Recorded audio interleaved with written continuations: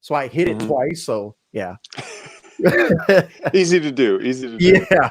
So I was like, all righty. One day I'll become big like Joe Rogan, and someone else will be responsible for shutting off the feed as soon as I start talking. Yep. Have a producer. That Yeah. helps. Everybody needs somebody to yell at. You know what I mean? Yep. So, all right. Putting the link for everyone who wants to join in and discuss with us. Fantastic.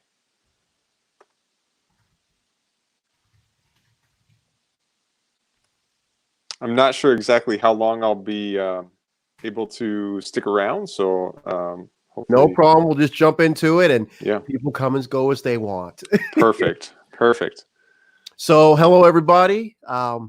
Ray Roberts here, pretending that he's a sound guy and a data engineer technician, for his own show. Today, I have a friend of mine, Mr. Steven.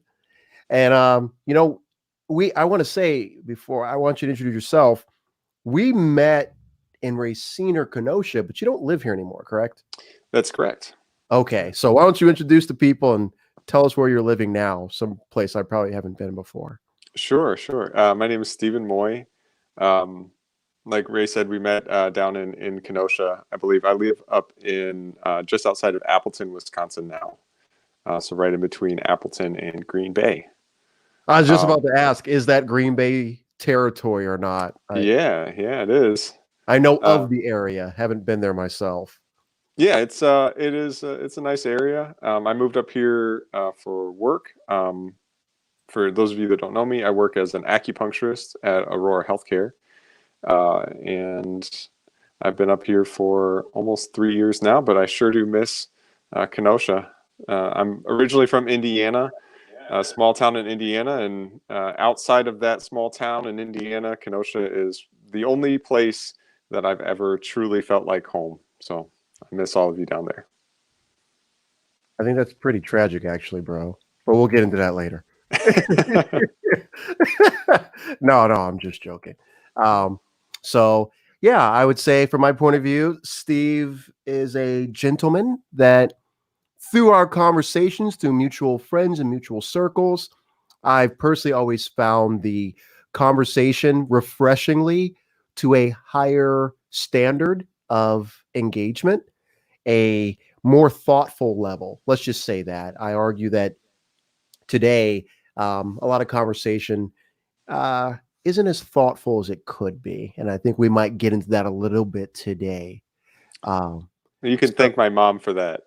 Oh, okay. So we will thank Mom for that. I think we can thank getting shot at for me. It made me like, what could I have done to maybe make them consider something else? Sure. So, yeah, I was one of the people who pondered afterwards, like, why did they want to kill me?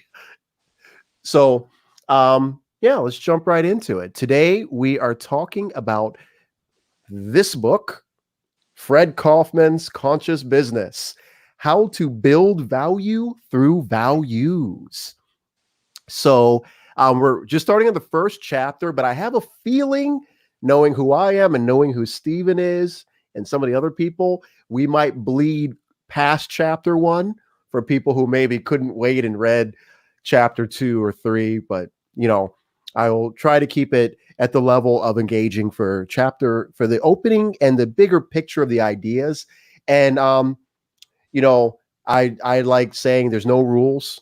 Anything you're afraid to say, anything you have the courage to say it, so long as you are aware that you will be challenged if somebody wants to challenge you. But I would maybe put out this challenge to us today, myself included. While the book was written, it's titled Conscious Business. Let's see if we can navigate the conversation both holistically as a person, but today through engagement at the public level. Engagement from person to person, just about people, engaging across social media about ideas, and just let's just see where the conversation goes. Great. So that's the name of the game today. So first thing I want to do is put up the list for everyone to see and give a quick little run through, and then we'll just keep cycling through it as we go and let the people hear me and you talk on it. Great. So this is the unconscious versus conscious business schema. The author of the book wasn't nice enough to make these PowerPoint slides for me, so I labored and labored and labored, and I was finally able to produce this. So what we have here is, let's just say this first. You have a left side and a right side.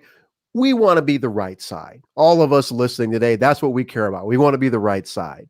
But what you will quickly find, whether you only read one chapter, you haven't read any of it, but you've heard me reference it, or you finished the book, and jump in whenever you want, Stephen. I argue that what you will quickly find when you read this book, that if you are not demonstrating some of these attitudes on the left side, these attitudes and behaviors and reactions on the left side, the less than ideal, if you're not doing it now, but you're being honest, there's been a time in your life where you did. So, absolutely.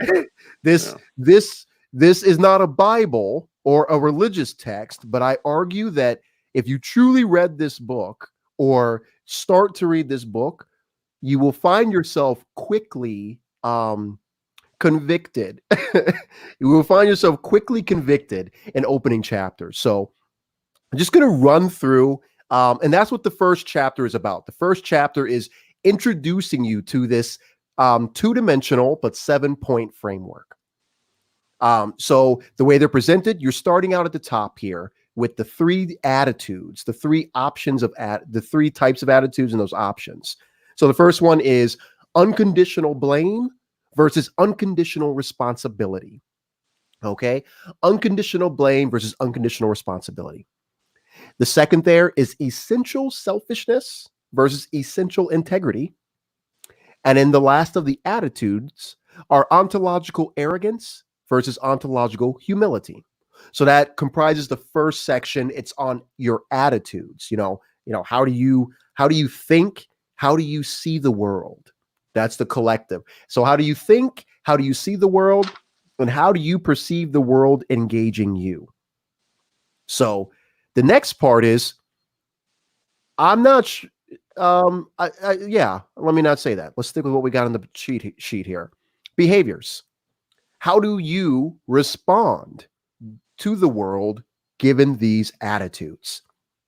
Number one in that group is manipulative communication versus authentic communication, narcissistic negotiation, followed by constructive negotiation, and then negligent coordination versus impeccable coordination. The final section here is having unconscious reactions versus conscious reactions. And he labels them as emotional. The single thing is emotional incompetence versus emotional mastery. I like how you had that. I don't know if you did that on purpose, but you have unconscious reactions and conscious responses, and that dynamic or that contrast between reactions and responses. That one. I'll go peek at it later. I'm pretty sure I copied it verbatim. And yes, I did. I'm looking at it here. Page 7. Yeah, I copied it verbatim. I like that. I like that. The man knows what he's talking about. Absolutely. I can't take credit for that one. Mm-hmm. So, this is the list here that this book is comprised of. Again, the first chapter of the book is introducing you to these 7. Now, there's also a prologue, and I think it's part of the first chapter as well, where the author kind of shares a little bit of life experiences. So just a little background about Mr. Kofman off the top of my head. He hails from Argentina. And if I remember correctly, he's a Jew from Argentina. And he's an older man, so he remembers a period of time in Argentina of very much civil unrest. And maybe unrest is an understatement. I forget the Spanish translation, but I do know translated to English, it was referred to as the disappearing times, where due to a dictatorial, totalitarian government, friends and family would just disappear, never be heard from again. And while everyone knew what happened, families and friends would be left wondering what happened. And this was mandated by a military government. And these were not good times for people.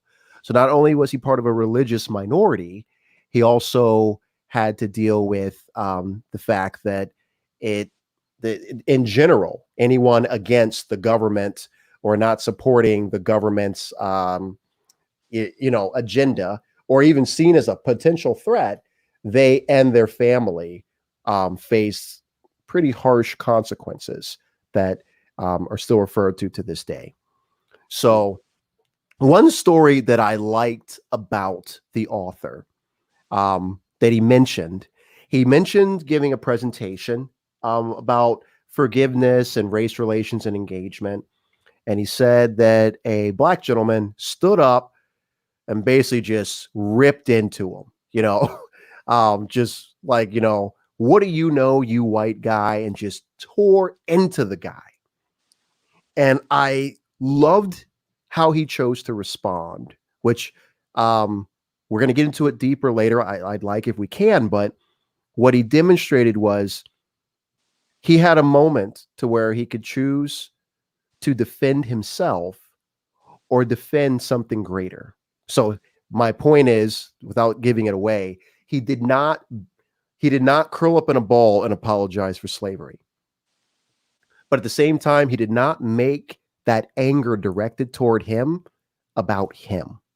So, with that being said, why don't we start just talking about? We don't have to go in order. Is there one that you really like to engage, Stephen? Which of the groups? Well, any of them really. So I guess just a little bit more background on myself, for anybody that's listening to understand a little bit more about where I might be coming from. So in my studies of traditional Chinese medicine, much of it, and so I also practice Tai Chi and Qigong, and in those sorts of practices, they are largely informed by Taoist. The Taoist philosophy. And much of this also fits into a Taoist framework as well. And then religiously, I'm a member of the Baha'i faith, and every bit of this aligns, I would say, perfectly with the Baha'i teachings. And that first one, probably, I'm also a father. That's, I think, how Ray and I know each other, was through the Dedicated Dads program. The very first one, where he talks about responsibility, and it being him breaking that word down into response able. If you are responsible for something, or if you have responsibility, you have the ability to respond. And for myself as a father, I think that that's a really wonderful way to teach children about responsibility, is that it is the ability to respond to a situation. And then it takes away that idea of like, you need like it takes that from being a burden. I think a lot of people think of responsibility as being a burden on you, and turning it into a power. The way you just said that, it reminded me of a gentleman. I'm trying to find his name now while I'm talking. Medal of Honor winner out of Vietnam. He talked about when he was a kid, and his family was poor, and they were in line at the grocery store getting food stamps, and a guy approached, either it was his mother or his grandmother, and said, well, why should I have to take care of you? Just walked up to a woman, which Roy Benavides, I was about to say Acevedo, Roy Benavides, that was his name. If you haven't heard of this man, check him out. Roy Benavides. And so he tells this story about how when he was a kid, someone approached one of his family members, and they said, hey, why do people like me have to work hard so you can live off the government and live off me for free? And the response of this family member was, you're not doing it for me. Oh, no, that's what it was. The guy basically challenged, like, how are you going to pay me back? You owe me. How are you going to pay me back? That's what it was. And I think he said it was his grandmother, actually. She responded, I can't pay you back, and I'm not going to pay you back, but he is. I'm going to feed him, and I guarantee you he's going to pay you back. And he talks about how he grew up, he went into the army, went to Vietnam, and that stuck with him. That's how he was raised. And we're not going to get too much into it, but he saved a lot of lives on this one day in Vietnam. And when talking about what was his motivation and his reasoning for not just that day, but all the days before it, and how he lived his life even after it, it was the attitude that as long as I am able, I will respond. And he mentioned that as well. He's like, as long as I'm able, I will respond in a way showing that I am thankful and I will pay it back. He didn't focus on how the guy, which in my opinion was not a nice man, approaching a woman in such fashion, or anyone, to be honest with you, but he focused then on what he could control. And that's what I really took from this first section of, we talk of responsibility, in my opinion, is something that we speak about a lot, but just because we talk about it a lot doesn't mean we have an expertise in it. Kind of like how me Yeah, and you can have money in our hands our whole lives doesn't mean we know anything about money. absolutely. So what I really appreciated was how do I say this? I appreciated the fact that it was not a usual self-help book of telling you that everything is your fault. Mm. Take responsibility for everything. In fact, the author makes it a point to say that is wrong. He says, he talks about the two extremes of saying nothing that happens, including your actions, are your fault, but also the other extreme of saying everything is your fault. He does take some time to talk about how dangerous these two ideas are. Yeah, and that he talked about it in understanding the difference between responsibility for something and a responsibility to something, which I also really liked. This idea that you know, world hunger. He gives the example of world hunger, and are we directly responsible for world hunger? No, but in light of our lives and how we choose to act in our private and public lives, we are responsible to that situation, and that can inform our decisions and how we choose to. It doesn't mean that necessarily every person has to dedicate their lives to ending world hunger, but whatever your lane is, so I work in the healthcare field.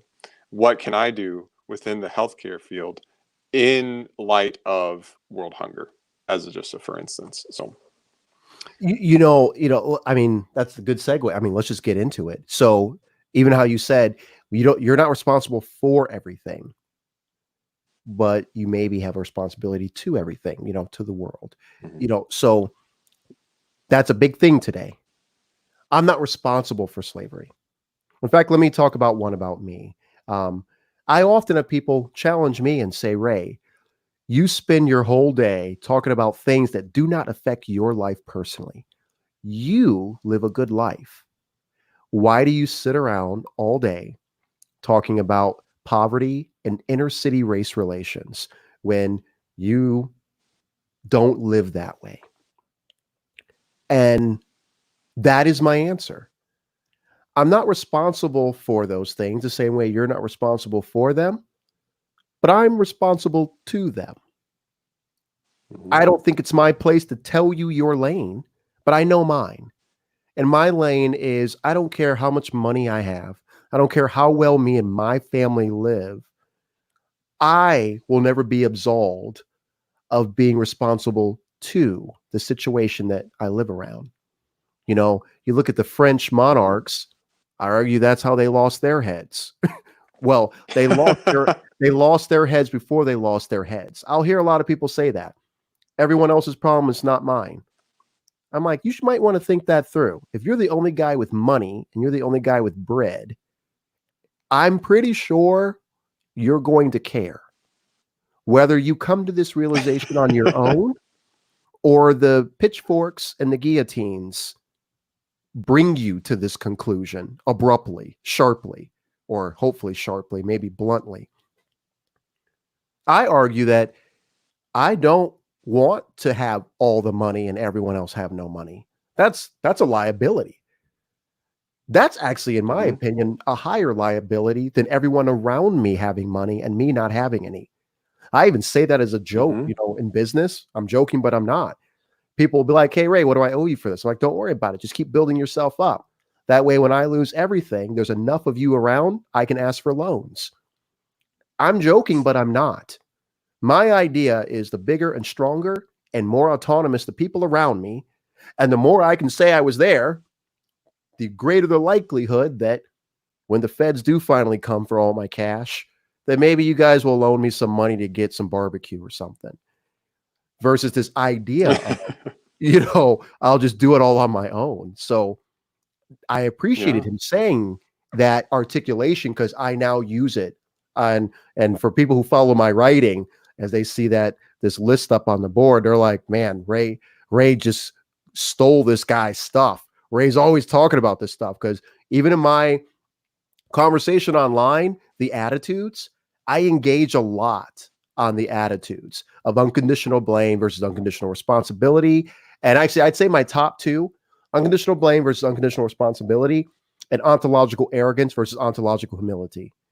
So Mm. I I see such value in this for engaging and discussing and navigating through things. So whether I whether I have a guy tell me I didn't do slavery, I always agree. I mean, if you're alive, I'm pretty confident I can always agree. I just frame it through this lens and say, what does it have to do with the discussion? I didn't, you know, I didn't Right. start any of the wars that I fought in. I didn't start them, but I had a responsibility to them. Mm-hmm. That's a good point. so I so I think Yeah. Well. especially in today's climate, it's a good point when we're facing this attitude that what's happening to the people to the left and right of you has nothing to do with you. I can agree with the opinion that it shouldn't and the feeling that you don't want it to. But I argue that reality rarely aligns with such a thought process. And we're seeing that today. Absolutely. I'm going to I'm going to introduce a word, and you may have run across this word before, but I'm sure this is a real SAT word. Vicissitudes. So vicissitudes means an unforeseen change of circumstances. A synonym would be difficulties. And this, again, going back to Taoism. So within Taoism, there's this term called Wu Ji. Wu Ji is the rough translation is the ultimate void or the supreme nothingness, um, and it's represented most often by a broken circle, so a circle with a small opening in it, and it's this understanding that it's this energy of change in the there are things that have out of our control. And so from YG is movement. So it's the dance with the change of energy in the universe. Uh, because it's not something that we have any control over. We have to be able to move with it. Um, there's in many of the uh, movements, they always relate things back to nature, and probably many people have heard that the story of the bamboo and the strong tree. And when the storm comes through, the tree stands really strong and tries to resist it, but ultimately gets knocked over. And the bamboo flexes and bends and survives the storm. So I do think that people perhaps feel that uh, this attachment to their opinions or their thoughts or what they read, and are so unwilling to bend or even see that bending or that humility as a sign of weakness. So this ontological humility, I think many people would perhaps see that as a form of weakness, when in reality, it's a way for us to continue to move forward and to continue to have uh, to look with what I think everybody in our world really wants, which is the improvement of life for our loved ones and our families and those around us. So you wrapped a couple things in there. I want to hope I engage. So, working backwards, what we all want, I think that is the question. Um, Mm-hmm. I think that's a lot of the disconnect. I also argue that even if somebody has a response, how much time did they spend thinking about that response? Because I argue what we all truly want, which I don't think is opposite of what you said, just a different articulation, is connection. I argued if you want what's best for you and your own, you want connection. Listen to what I said earlier. I'm saying that my idea of my insurance, if I lose all my money, is building up all my friends so they have resources. That networking, that's a connection. I mean, that's literally why we call it. That's literally why we use the figurative statement safety net. I think I said that right. Mm-hmm. It's this idea of the more people you are tied to, the less likely that you'll just fall down on your own. So, or get pulled down. So I always like talking about connection. Now, some people when they hear me say that, they're like, how can you be about connection? You're like fist fighting people on Facebook half the time. I argue that I don't want to get into it now, but there is a consistent logic to my engagement online that we'll get into later, if we get into authentic communication. But one other thing I wanted to say about unconditional blame versus unconditional responsibility. I I think the author didn't go all the way. I think I embellished it a little further, but I love how he sets up the story to where what's the difference? Again, unconditional responsibility is not taking responsibility for things you didn't do. One way you could look at it is, how do you tell your story? When I ask you what happened, is it a series of unfortunate events that befell you? If you were out on the open sea, crazy storm, and you're in the boat, are you unconditional responsibility where the entire time you're telling the story, you're telling me which ropes you pulled when you dropped the sails, how hard you held the rudder? Are you telling me about the things you did? Or do you tell that same exact story where the majority of the time you talk about the things you don't control? The wind, the waves, the broken bilge pump, the rudder that was not designed for one man to hold it. It was designed for six, but there you are trying to not break your arms. When you tell the story, is the majority of the sentences, literally the sentences, are the majority of the sentences on the things you don't control or the things you did? A buddy of mine who I was kind of hoping will jump in here a little bit later, may have to tag old Mr. Collier. He brought up the fact that what's the guy's name? Jocko, Navy SEAL. You know, there's so many Navy SEALs, I just can't keep up with their racket, but I'm not bitter. But he talks about how there was a period, well, in one of his stories, so there was an incident. Okay, let's just keep it simple. There was an incident. And in this incident, all the men were pulled in for a debrief. Now, I'm going to tell you this. If you ever remember any military story that I ever share, remember this military story. You could have the four most honest men in the world. Grew up in the same house, brothers, blood brothers. When things get loud and things get fast, and you pull them in for debrief, you will get 4 different stories. This is not because they're lying or they're forgetful or their minds don't work. You have to realize that at the end of the day, you have 4 different cameras shooting from 4 different angles. That's really what you are as a human. So one of my many collateral duties was, after an event, helping these gentlemen create one story that could be understood. Now, again, I want to be very clear. It was not about fabricating the story. It was about getting the different angles. I'm sure you know this analogy of the 4 blind men grabbing different parts of the elephant. Basically, helping these 4 blind men, where one has grabbed the tusk, one has grabbed the tail, one has grabbed the leg, and one has grabbed the snout, helping these 4 men put that picture together and agree that, in fact, they were all touching an elephant.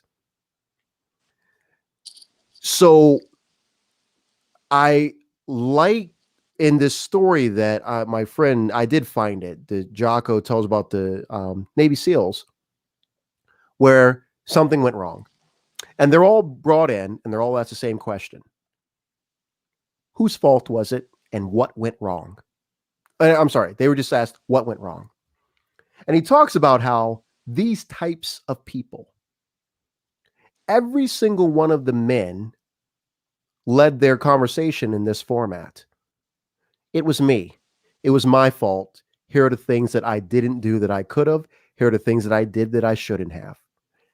Every single one of the men, when they were asked separately, talked about what they did and how they were responsible. This is not the world we live in back here in civilian life. In civilian life, I argue what we have is, I call it the 4-year-old approach. Anyone who's ever had a toddler, if you ask them what happened to the glass or what happened to the lamp or what happened to the potted plant, what do they say? It broke. It broke. In my house, it's my wine glasses. It broke. My wine glass just said, you know what? I can't take it anymore. This guy just turning me up and down.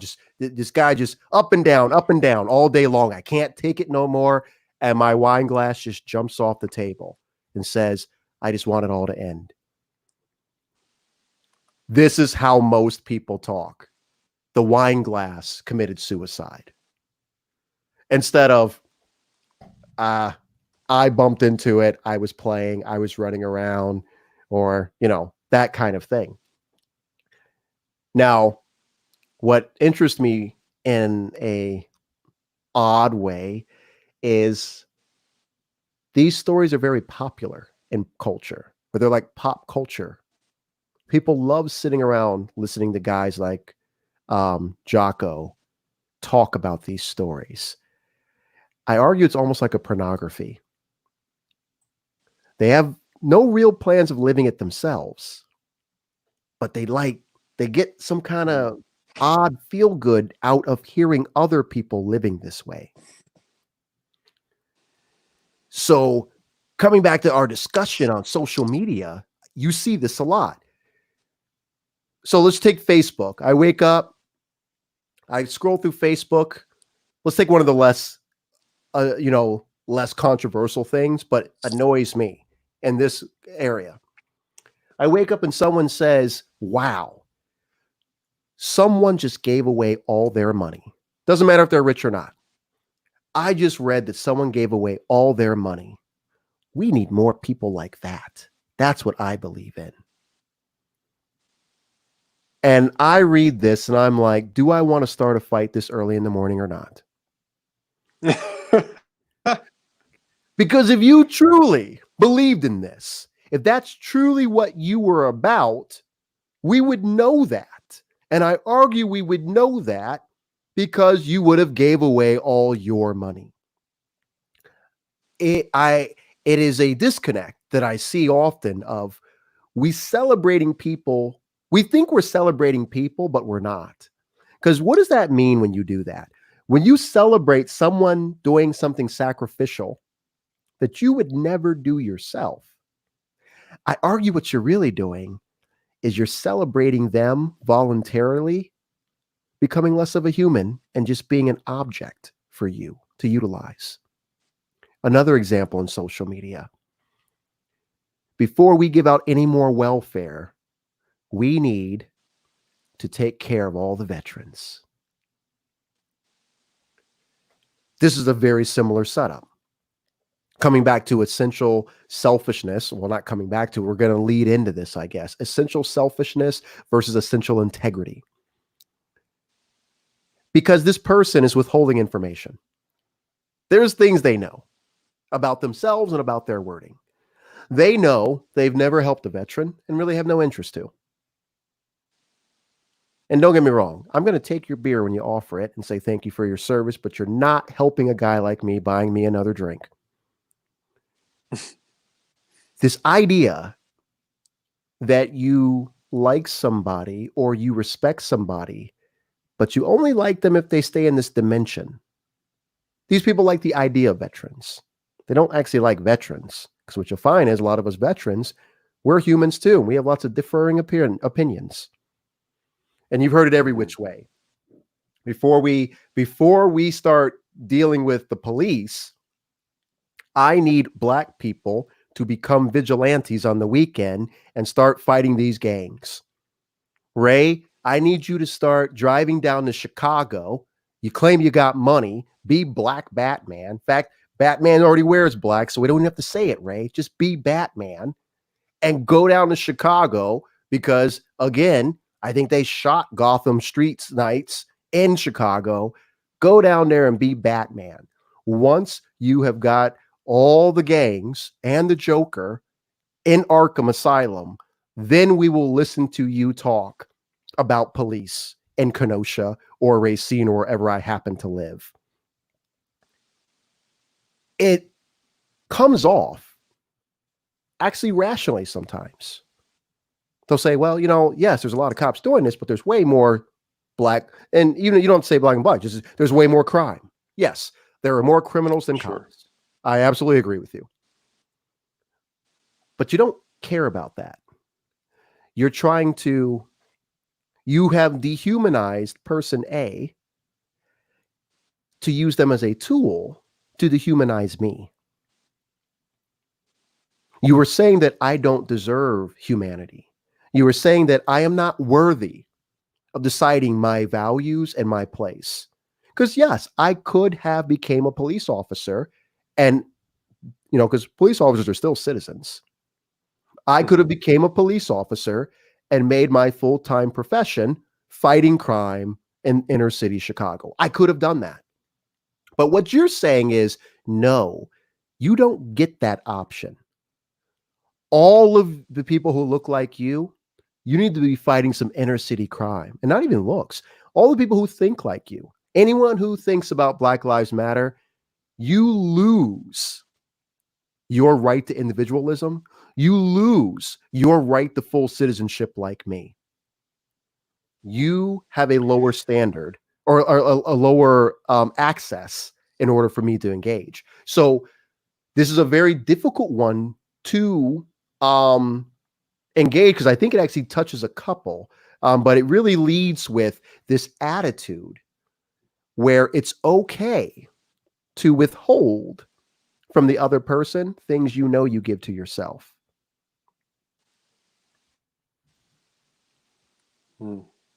Yeah, I'm going to kind of work backwards from your statements, and I think, I think for those people that may be saying those things, going through the process of that responsible for and responsible to ideas may help with their mindset, and just in general, this whole idea about talking with people with different mindsets, different opinions.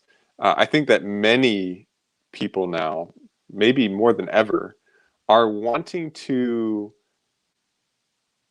have some sort of a system or a playbook of like how to engage with people that have different opinions from you. I think that many people are really wanting to take things one step further beyond platitudes and headlines and news articles and just little sound bites that they may have heard. They're wanting to go another step beyond that, and they maybe are running into a brick wall. And I'm reminded of a passage in the Baha'i writings, and I'm going to paraphrase it because I can't remember it word for word, but it's essentially that not everything that you know can be disclosed or should be disclosed, and not everything that you disclose can be considered timely. And not so basically saying that, like, you can do your best and you can think that, oh, I have a great statement and it'll work just right here, but it may be the wrong time, it may be the wrong place, it may be the wrong word that you choose to use, even though it might be the definition of the word might be correct, but it might not be a word that resonates with somebody. And I always go back to this idea of the digestive system. So people have like a physical digestive system, but we also have mental, emotional, and spiritual digestive systems. And if somebody has existed in a world where they're I'm going to call it a spiritual digestive system, when we're facing these worldwide, very deep-seated issues, if they've been existing in a place where that system has not been fed or not been nourished or has had toxic things introduced into it, then when you are engaging with that person, if you give them very rich information right off the bat, it's the same as if you give somebody that's physically starved rich food. They'll throw up, they'll reject it, and they're not going to really want to try to have any more of that. So starting with very bland, very mild things to start can help to bring them up to a level where they're able to handle some of those more rich things. Now, that's my own personal viewpoint. I also appreciate the folks like you, Ray, that are out there beating down the doors and really calling people out on some of their BS. So I will say that I think long term you have different tools. So Yes. you might have you might have dynamite to build a beautiful church, to get the bigger stones that you chisel from. But most of the real work is with the finer tools, the hammer and chisel. So while there might be a use for my dynamite, you're not going to finish the church with dynamite. Now you can do it solely with chisels and tools, but it's going to take a long generational leap time. Yes. Yeah, I agree. So like you said, there's a tool and there's a time and a place for both of those. And I think that goes like just to a place of wisdom, knowing when to use each of those. So I would and then try to stick take with it your I like your analogy. I've never heard it before, so I'm gonna try to improv this. This is a freestyle here. So regarding the digesting, I agree, and I have seen that firsthand, that if a certain type of guy goes, well, show me the proof, I already know. No. you already know that. Don't show them the proof. No, and you'll see me say that. You'll see me say no. Yeah. And what I will say to them is the fact that you were asking me online when you could have easily asked Google directly, that is an indicator. You're not interested. You're not ready. Coming back to, it's too rich. It was so rich that you couldn't go directly to where I would go to present it to you. Just think about that. It's like we are talking through mirror on the wall, or you're rubbing the genie's lamp and your wish is that the genie would find someone to grant you wishes. It's like, I wish somebody, like that. I I wish love somebody it. would grant Yeah. my wishes, like, and the genie's like, all right, bro. It's like, okay, you down two left. I'm here. He just turns around in a Yeah. circle. So I agree with that statement there. I will even go further and say, well, probably not going further. It will go a different direction. There are some patients who not only are not at a place to handle the richer nutrients. I mean, I just had my little baby girl, right? Um, Mhm. she was born early, about 3-4 weeks. So there was a insulin situation where she had to stay a couple days in the hospital to where she couldn't handle directly. Okay, she needed some time, but there was a concern, there was a fear that she would never accept. So there is the person who can't handle the full nutrients on their own. They can't process it. They can't break down the sugars by themselves. Or in her case, they break it down too much and they'll starve themselves. But there's also the person or the situation that simply says, I am not trying to eat anything. Right. So often and actually this ties back to earlier. I said I'd explain how I behave if I care about connection. I kind of see my Facebook page as a teaching hospital. Despite how it looks like, if people can take my word from it for it, people have been healed. And not just me. People have been healed for the better. There are people where when the first time we engaged, let's just say they didn't have boundaries. My family was up for grabs. My life was up for grabs. It has come full circle to where individuals are like, yeah, I know it was 2-3 years ago, but I was dead wrong. And I'll tell you something too, what you just said. Um, I've never called out any of those people.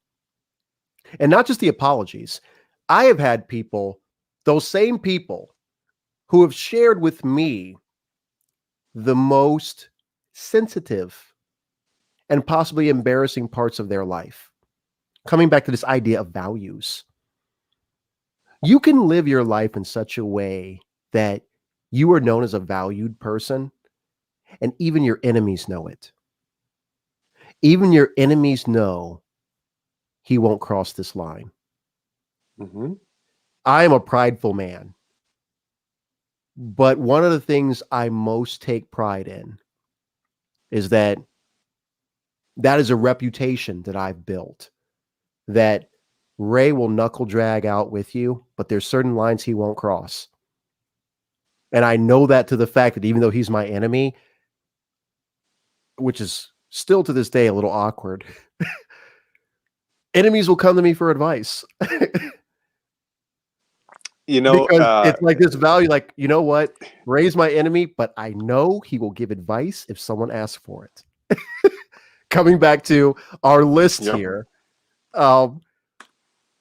essential integrity versus essential selfishness. Do I only give utility and truth and light to the people I like? Or do I give it because it doesn't belong to me? And that is the requirement. For it to stay alive, for truth to Mhm. be valuable, it has to keep moving. If it stops with me, it's dead. Mhm. It's like water. Water gives life, but stagnant water is not known for life. What do we know stagnant Absolutely. water for? The exact opposite, death. Yep. Mhm. So truth and information and knowledge is no different. I've had guys in business that owe me money and they know they owe me money. They'll call me up like, hey Ray, trying to build my business up. Where can I get that certification again? Because then I'll give it to them. What do I lose? Well, and that's really my attitude. What do I lose by sharing the truth? Only time I've ever lost by sharing information is when I shared lies. Because now I've given someone a Sure. liability. Now there's Mhm. this thing out there that I've given that if they find out it's a lie, I have to deal with the consequences. That is the only time in my life that I have paid a negative price for giving out information. Lies. When you were talking about that idea of essential integrity um, and I was it reminded me of that section in the book where he was talking about how if picture somebody in your mind that embodies the things that you uh, strive for, like somebody that holds themselves to a high integrity, and the individual that kept coming to my mind was Abdul Baha. So he's in the Baha'i faith, the greatest exemplar. He was not a prophet. He was the son of the prophet founder of the Baha'i faith. Um, but he, so they were imprisoned in the prison city of Akka. He lived there for 40 years of his life, and I'm sorry, he was either in exile or in prison for 40 years of his life. And the and what you were talking about, how your enemies will come to you for advice. The governor of Akka at the time had actually sought to have Abdul Baha crucified and to have him killed on more than one occasion. And then things happened. The circumstances changed, and the governor found himself deposed and exiled, and he was very worried about his family and that his family wouldn't be able to get out of the city safely. And he went straight to Abdul Baha, and he asked him for help, and he did. He provided safe passage for his family out of that place to wherever they were exiled to. And you know, and I'm gonna step it back even farther to what you were talking about when you hear a story or you see a story and it gives you good feelings inside, but then maybe you don't necessarily do that thing. Um, so we have physically we have these things called mirror neurons. So mirror neurons um, are something where if you see somebody doing something, that your body, your brain chemistry responds in such a way as if you were doing that thing yourself. I think that's one reason we like watching sports so much, is that we're able to kind of, our brain reacts as if we were participating in that activity ourselves. So when people are viewing these or seeing, like you said, this person that gave away all their money and they get a really good feeling from it, that it is, I mean, their body, their brain chemistry is responding in such a way as if they were doing that act themselves. I think the step that is missing and where we're going into that next step is this idea of self-reflection. And I think that ties into authentic communication, not only with others, but also with yourself. That when we see something like that, or when we hear a story, such as the story of Abdul Baha, and we think, oh my gosh, that is so wonderful. I mean, everybody should be like that. Then it also needs to take that next step of turning inwardly and communicating with yourself and reflecting with yourself of, where am I falling short of meeting that? And how can I generate that feeling for myself and not just get it when I see somebody else doing it? It makes me think about how I I remember I started in the Coast Guard. I left the Coast Guard and I flipped over to Army. So I would run in the Coast Guard buddies later, and they'd be like, "Oh man, heard about what you're doing right now, Ray. Man, that's so badass. Man, you guys are so tough." And again, I'm one of those people who usually when I'm engaging, I believe that there's always at the time for comedy. You know, even whether it's truth or serious, it always has a place. So I remember telling my Coast Guard buddies, like, what are you talking about? Yeah, I'm in the Army, but men can die. Waves can't. I always talk about these stories of being out there in the ocean and like getting my ass whooped by an 8-foot wave, or shoot, even a surfboard on Liberty, or swimming. And, you know, when you run and you get tired, you know what you can do? You can kind of just stop and put your hands on your knees. You get tired of swimming and you just stop. What happens? You go to see the wizard. That's actually Yeah. that's actually what we called it. Once that oxygen depletion goes in. I thought I to this day think that the Coast Guard is the most dangerous and ridiculous chosen vocation there is, especially rescue swimmers. That is so crazy. What's even crazier to me is they take guns. What is that going to do to that wave? Like, does it, what is it going to do? Like, I at least have a chance. You guys are nuts. But it's just so funny, your perception and your way of seeing things, where they're thinking I'm the tough guy. I'm like, no, my entire life has been a dedicated and committed path of comfort and cowardice. I started in the Coast Guard and realized that water can't die. So I left the Coast Guard and joined the Army. I joined a basic Army unit, conventional force unit. And I realized these guys are clowns and they're going to get me killed. And I don't want to die.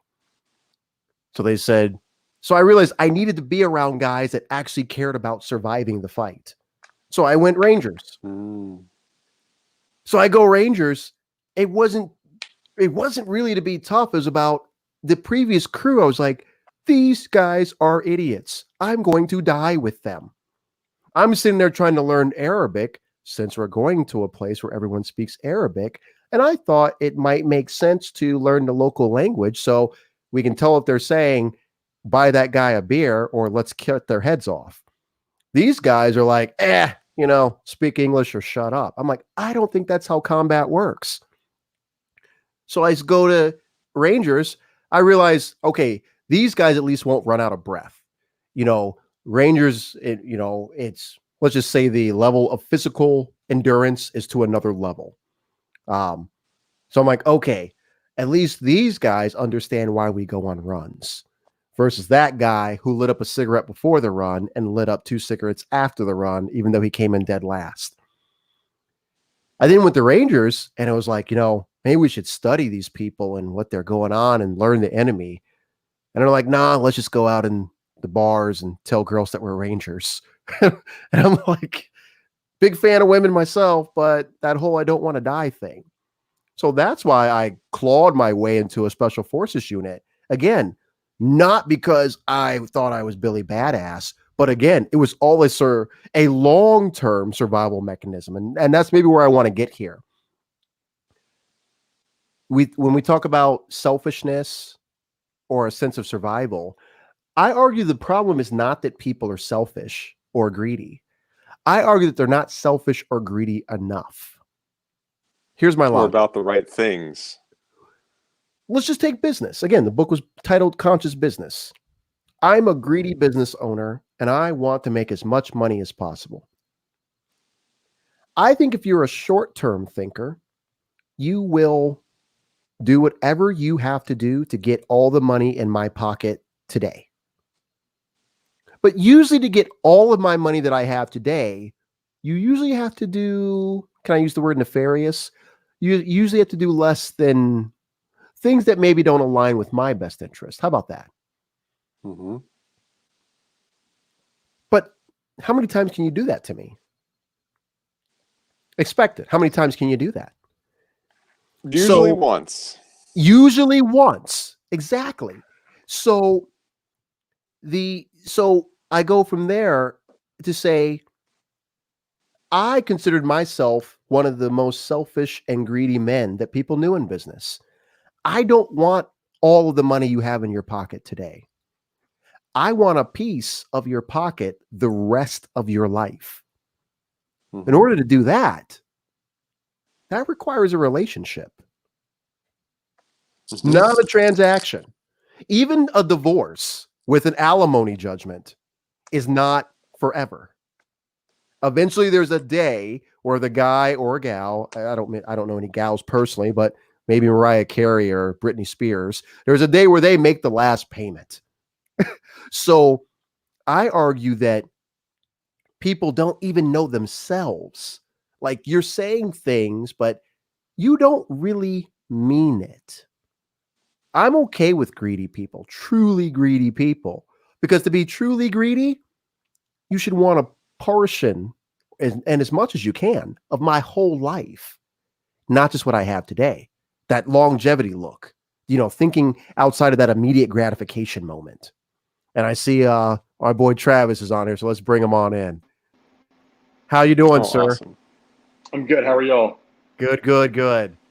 I was talking about you earlier. I probably jacked it up, but I told your Jocko story. Huh. The one about where he said how he talks about unconditional blame and unconditional responsibility a lot. Yeah. So, why don't you introduce yourself to the folks? I kind of referenced you and the Coast Guard, but go ahead and do yourself better justice. Sure. Thank y'all. I'm Travis Collier. I'm a Coast Guard Lieutenant Commander, still on active duty. I'm stationed here in D.C. at Coast Guard headquarters. I'm a consultant, actually. That's my MOS, which is weird, but I went to grad school for it. My other specialty is commercial vessel compliance. So I think of doing standardization training for industry. So I do that. I'm also an administrative investigator.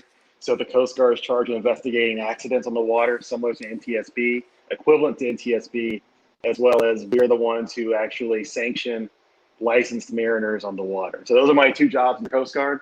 Personally, I've written a couple of books. I wrote my first book in 2015 on deployment called Scale. My second book called Community Transition came out in 2016. I've been dying to write book 3, but I haven't gotten around to it yet. And I am pending retirement from the military in 9 months to go with the industry to see what it's like on the outside. So just so none of you think I'm as old as this guy, let's focus on what's important here.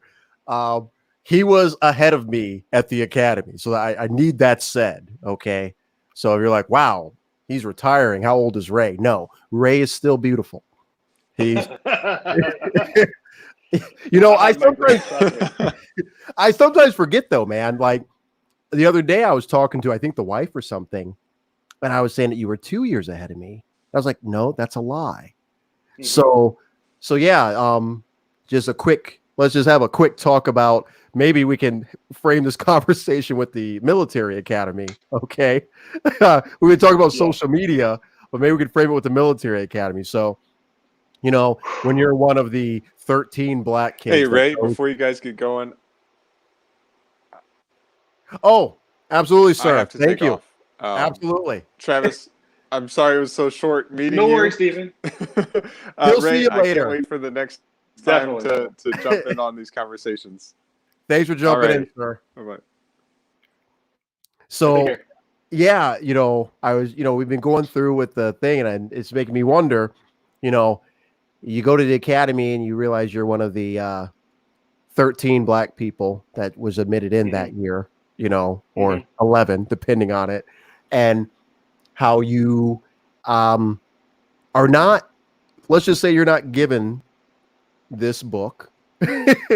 You're a young 18, 19-year-old kid. If you went to NAPS, you're not given these rules, and even more to your detriment, your classmates are not given these rules. So I'm sure we're both watching on the side some ongoing discussion of race relations and how the academy has handled these concerns being brought up.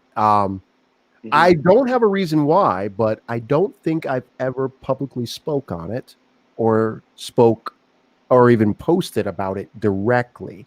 I don't think I have. I think I posted something on the Coast Guard and the Confederate flag, but as far as the academy itself, I don't think I've engaged it personally.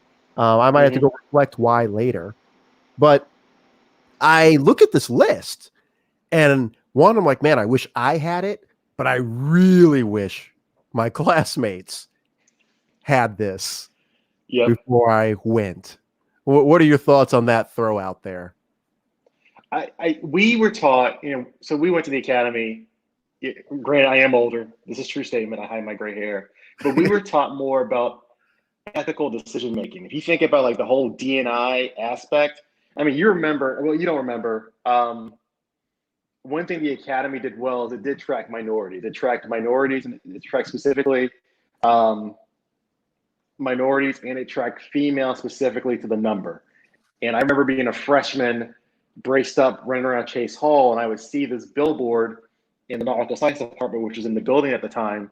And every week you saw percentages and numbers, but you didn't have the minority outreach team you have now. You didn't have this huge minority presence of talking to applicants. I mean, we talk to applicants now as soon as their application goes in, as soon as they're considering an application, someone of their minority status or class or protected category will reach out to them who's in the Coast Guard specifically and start having these conversations, right? We'll start talking to families, we'll start talking to parents, we'll start explaining what the Coast Guard is and why. We'll start showing them that there is a lot of like in the service. And just last year, we had the highest number of African Americans graduate from the Coast Guard Academy ever, which I think was either 17 or 18. And I think this year is also going to top near being the highest or second highest, or this past year will top being the highest or second highest in Academy history. So we're getting there, but it takes time. And no, we were taught ethics, but we were taught diversity and inclusion in the way that you're seeing it now. There wasn't necessarily a cancel culture like you see now either. And you're talking about the Jocko story. You're right. Jocko, for him, if you read Extreme Ownership, I'm trying to remember. If you read Extreme Ownership, if you read Leadership Tactics and Principles, I love Jocko. Jocko is the best example of a veteran who has won in the social space in the last 5 years, from Joe Rogan and Tim Ferriss's podcast in 2016 to now. So how does that relate to what we're talking about specifically? Commander Lucian Hanna has called CG Learning the Ropes. And Lucian, what he's done is he's gone and found those senior leaders of 06s, close to 07s, a former commandant, and he's found out how they succeeded in the service. And he has gotten those stories out to people, and he is building this platform that you're talking about that shows us explicitly what's missing, what's not there, what belongs, what doesn't belong. One more example, and I'll shut up. I think I sent it to you. In 1974, when we talk about dating, 1974, there was a article in the Coast Guard Academy Alumni Bulletin from a 1961 Academy grad.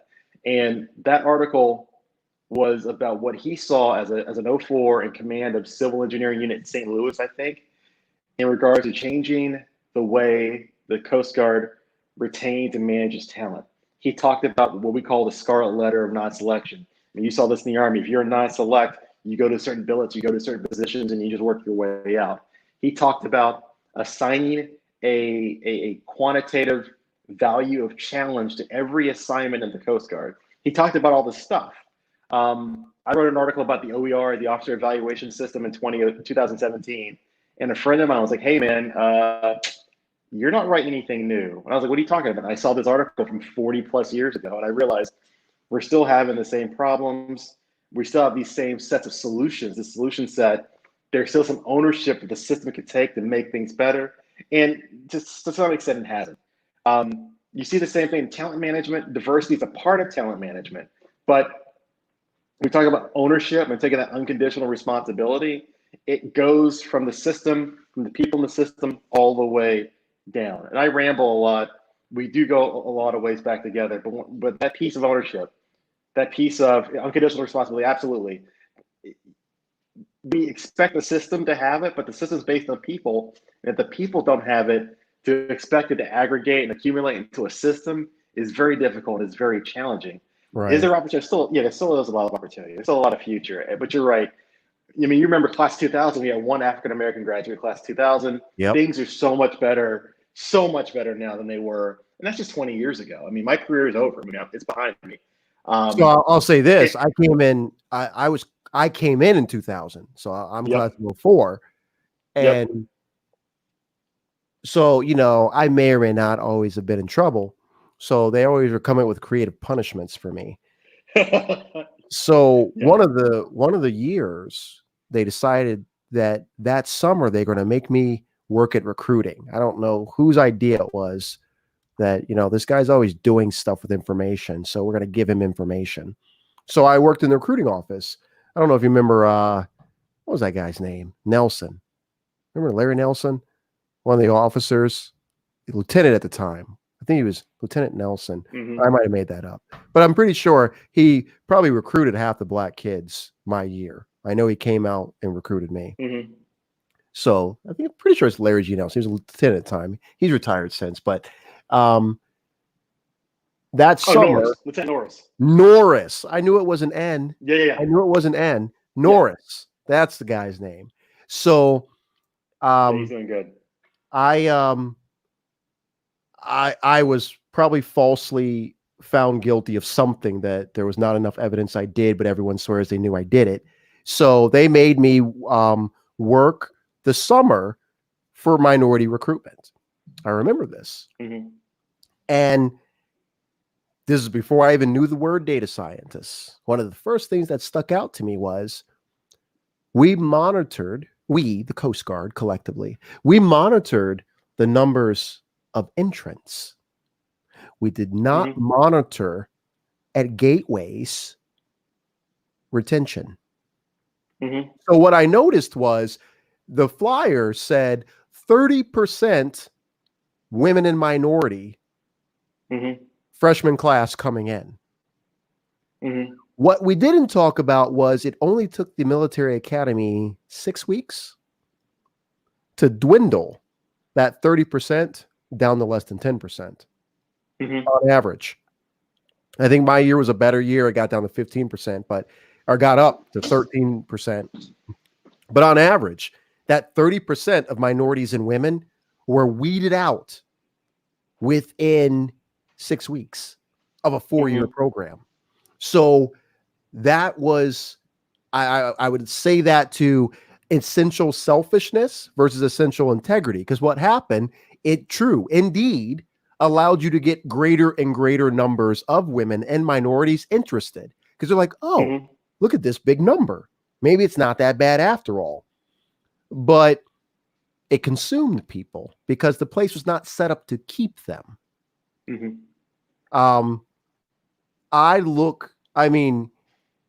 I'll be honest, man. Not that it was the greatest time to be a minority at the military academy, but I wouldn't wish being a woman on my worst enemy going through what I saw them going through. Wouldn't wish it on my worst enemy. So the idea that we were going around telling young women, this place is for you. It was like, no, we do not care about you. We just need you to say yes and come across those gates the first day. But after that, who cares? And I don't have stats memorized right now, but that's what some people started doing. They started analyzing the military branches to see after 03, what is the minority makeup? Because honestly, man, you just got to show up at the right place at the right time in the right uniform. You'll get to 03. You know what I'm saying? But after that, it starts becoming more of a aristocracy. In fact, that's been said that the U.S. military is America's last aristocracy. Where, I've been out the game a long time, but I still remember you could write an OER up in a certain way to where no negative words were in that OER, but the word selection and the permutation, the ordering of those words, let everybody know, do not select. So even if you checked, he meets qualifications, your abstract fill-in could have wording in such a way that let everybody know, even though you checked it, that was just being political because you didn't have anything to justify it, but you're telling us do not select. I remember being coached on how to do that.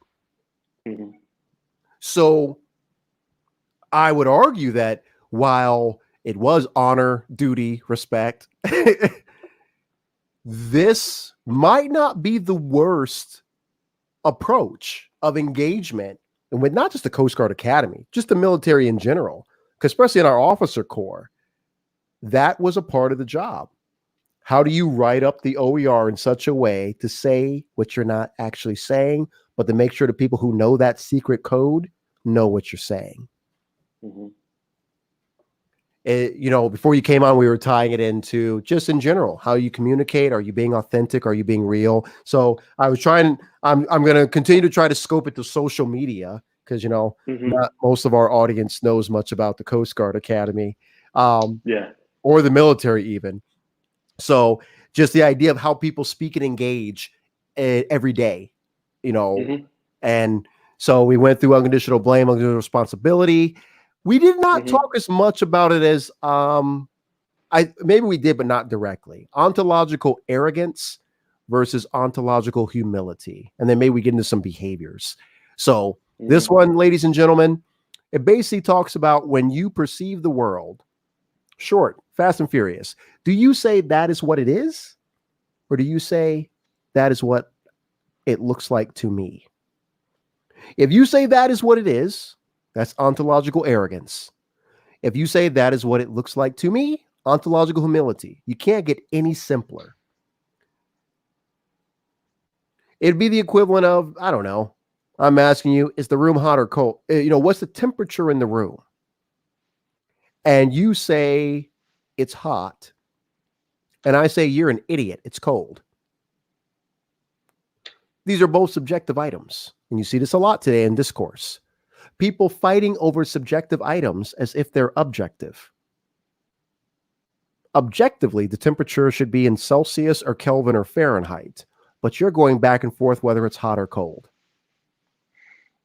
You can even do magnitudes, colder than, warmer than. Those are even more useful. But a lot of our discussion today, it tries to eradicate these things for, essential selfish intentions.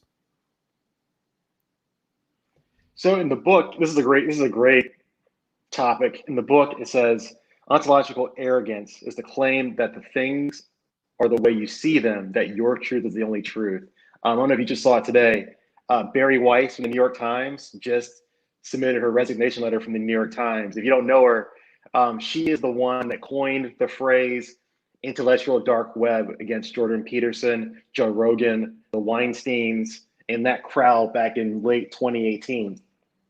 And she is kind of making this argument where the newsrooms have lost a lot of the humility in regards to finding the truth, that she can't stand being in those newsrooms anymore, even though some of the work she has done has propagated that environment, that culture. Unfortunately, one thing you see now in the cancel culture rhetoric, in the cancel culture, it's not necessarily a drive towards truth; it's a drive towards power, power to impose what that truth is or is not. And it's scary to think about. I mean, it's scary to see when they were talking about what was it they were going to cancel, which college were they going to cancel, and then you saw Ann Coulter do the same thing. Or they were going to cancel Yale, so they were looking at canceling Yale because of Yale's history as a slave trader. And then Ann Coulter was like, "Yeah, let's cancel Georgetown. Let's cancel Princeton. Let's cancel." She was calling out the other Ivies to be canceled as well. And that's an example of where you think that your truth is the only truth. The next thing you know, the way you frame that truth becomes an attack or an offense against you as a result. Yeah, this is huge, and it's hard. And we don't. The other phrase you hear that's similar to this, that's not in the book, is epistemic. You hear Mark Manson talk about this. Epistemic humility. So having the humility to think that the knowledge you have isn't all the knowledge that's out there, which is a little different than saying truth. It's really the body of work you're thinking that you're drawing from isn't enough of the body of work to make a solution. And we see the same thing in the pandemic, right? In the pandemic, we're making, I've been trying to talk about this about masks. We make something that's a tactic, we make it a political statement, not a ontological or an epistemic statement of what are the facts, how do we best protect the most amount of people possible, and then we can worry about the politics after that, not before that. It's really, I like this part of the chapter because it takes leadership to realize that you yourself aren't the truth, and you yourself don't have all the knowledge. Or a leader, and I argue that's the difference between a leader and a manager. A manager serves a manager does not really serve anything much bigger than themselves. Even when they're doing what their boss tells them, they're doing it for them. If I follow these tasks, which if we think about the definition of a proper task is trivial. Think about it. When you are rewarded for making a task as consumable as possible, the more detailed your instructions, the better. The less room for uncertainty or variation, the better, because you have reduced activity to these trivial levels to where individually the tasks mean nothing. Now, notice I didn't say they have no impact. They mean nothing. If I take your very well-defined standards and I just randomly choose one sentence, it means nothing. The likelihood that I have understanding behind it is slim to none. Highly unlikely. Now, this is useful for managing people. It is useless for leading people. To lead people. So I actually stole this from Simon. I think it's Simon Sinek. I think I stole this from him. Measuring metrics to get to the finish line. That's the trivialities. I stole this from two people. I stole it from Simon Sinek, and I mashed him up in a blender with Nassim Taleb, the author of Black Swan. But a vision requires your ability to describe the finish line, even when you have no clue how long it's going to take to get there. So there's a guy who can define all these metrics out towards the finish line. You will know we're at the finish line when we get to 26.2 miles. Then there's a guy saying, you know when you can stop running when people stop shooting at us. Completely different, while at the same time, the same activity. So what I argue we're looking at right now in these conversations is people are seeking connection. Another way to say it, they're seeking a vision. They're seeking something more. People want something more. When a whole bunch of guys who've never ran a quarter mile their entire life are sitting around listening to Jocko and all these other Navy SEALs and watching MMA, they're reaching out for something. And they're trying to figure out how to reach out for it. Jordan Peterson, all these people, I argue, I mean, even Alex Jones, as much as I love making fun of the guy, coming back to your point about the lady who, Weiss, the lady who resigned. Barry Weiss. Yeah. I recently did that. For the record, I think Alex Jones is a nut. For that reason, though, I challenged myself to have some ontological humility. Now, I did not listen to his stuff. What I did was I found smart people who analyze his stuff. So I found a gentleman who did a couple gentlemen, but one guy who did a 25 minute analysis of Alex Jones. And he said kind of what I just said. He's like, don't listen to him directly. He's crazy. Or in his way of speaking. He didn't say he is crazy. He said he is not the best communicator. And actually, I was actually on a wormhole. So this is actually what happened. I think a buddy sent me, it went down a weird thing the other night. So a buddy sent me something where a guy was talking about Alex Jones. Then that guy started talking about Alex Jones some more. And then that guy, it was a weird thing. So it was a full circle. So the first guy was talking about Alex Jones on Joe Rogan Experience. Now, thankfully for me, he didn't ask me to watch it because I was like, oh man, I hope this guy doesn't show me clips. I don't even want to watch it. But no. 20 minutes, he simply talked about what was going on, and he got into the mind of him. So then I found some other people like him, and I kept going. And it took me back full circle, back to Joe Rogan, where he had these two gentlemen on, where I actually just ordered on Amazon one of the guy's books, God's Fingers or God's Magic. So these two guys are people that the academic community has been laughing at or dismissing as ridiculous. Magicians of the Gods, Graham Hancock. That's the book. Yep, and Thaddeus Russell. Yep. Oh, okay. So I just ordered it. I don't even have it yet. Yeah. And he was talking about how the general, I don't know, let's call it culture for right now. That's probably an inappropriate word, but let's just call it how about the status quo? The accepted status quo. Accepted, absolutely. Has accepted certain things to be true. And when they first started saying, I think there's some evidence here that they're not, they were being laughed at and dismissed. Now, this puts me in a personal conundrum. I personally feel that I am part of the status quo. I mean, shit. I'm the black guy that wears a tie every day. I consider myself part of the status quo. When people ask me why I didn't vote for Hillary, but had I known what would have happened, I would have. I'm more comfortable with the less than ideal thing that I'm familiar with than the less than ideal that I'm not familiar with. That's just basic logic to me. Having said that, I have never been offended by challenges.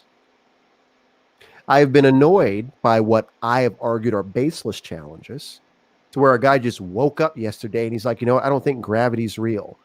I'm not going to sit around talking with you about this.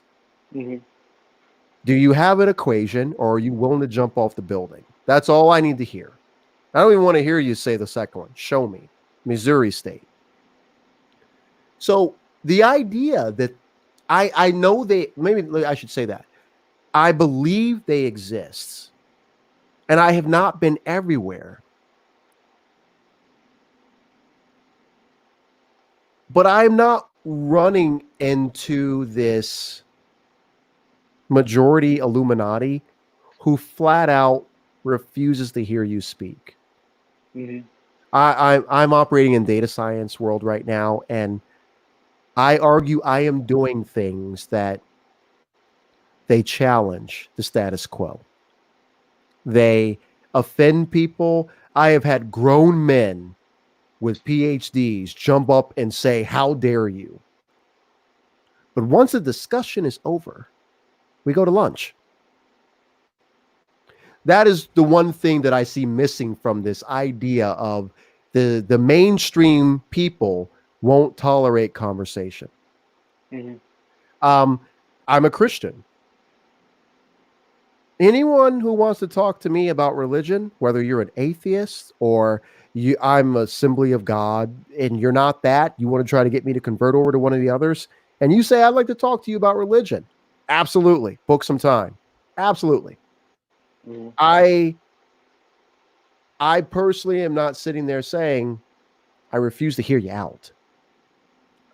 So I guess, because you mentioned cancel culture a couple times, so maybe I should be more direct with you and ask, are you really feeling like there is this neoliberal movement that is actually the same thing as the conservative thing that we're seeing right now, just the opposite side? Do you see they equally don't value truth? It just maybe is more appealing on the front side. I think consistently you see a lack of that ontological humility like we talked about before. That's the sketchy part, right? I can agree with that. Yeah, and you bring up Rogan. Like they keep trying to sell whoever on whichever side keeps trying to cancel Joe Rogan. And the Joe Rogan, Alex Jones, I've listened to all of them. Hold on. Did you say there is a cancel Joe Rogan movement?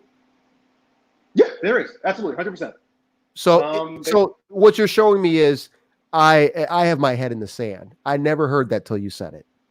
But again, this answers your question, right? There's a small segment of people mostly on Twitter, right, who are trying to cancel Rogan for stuff that's happened in the past, and it's not going to work. And someone said this, I think it was Brett Weinstein who said this. Rogan has a legacy halo in that a lot of stuff they're going after him for. We're talking about 2010, 2011, 2012. I'll give you another example. Tropic Thunder. Are we going to cancel Tropic Thunder because Martin Downey Jr. played an actor who was playing blackface in a movie based in Vietnam? No. Has not been a topic of conversation, has never come up, has never hit anybody's radar. That movie is nowhere near the cancel radar, cancel screen. And this goes back to the idea of arrogance versus humility.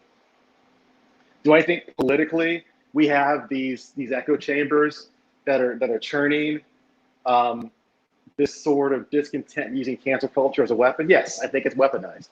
And I think it's weaponized in a way that diminishes our ability for open and public discourse. Back to Rogan.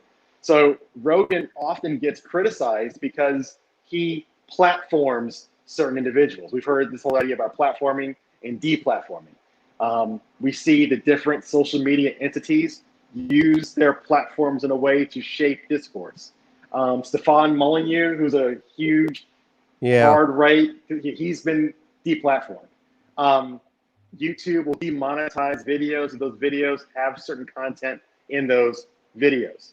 Rebel Wisdom, I don't know if you've ever looked at Rebel Wisdom or not, Jamie Wheel, and he's had some videos against Brian Rose and London Real, where London Real has taken takedowns of those videos for no reason other than saying it's copyright infringement.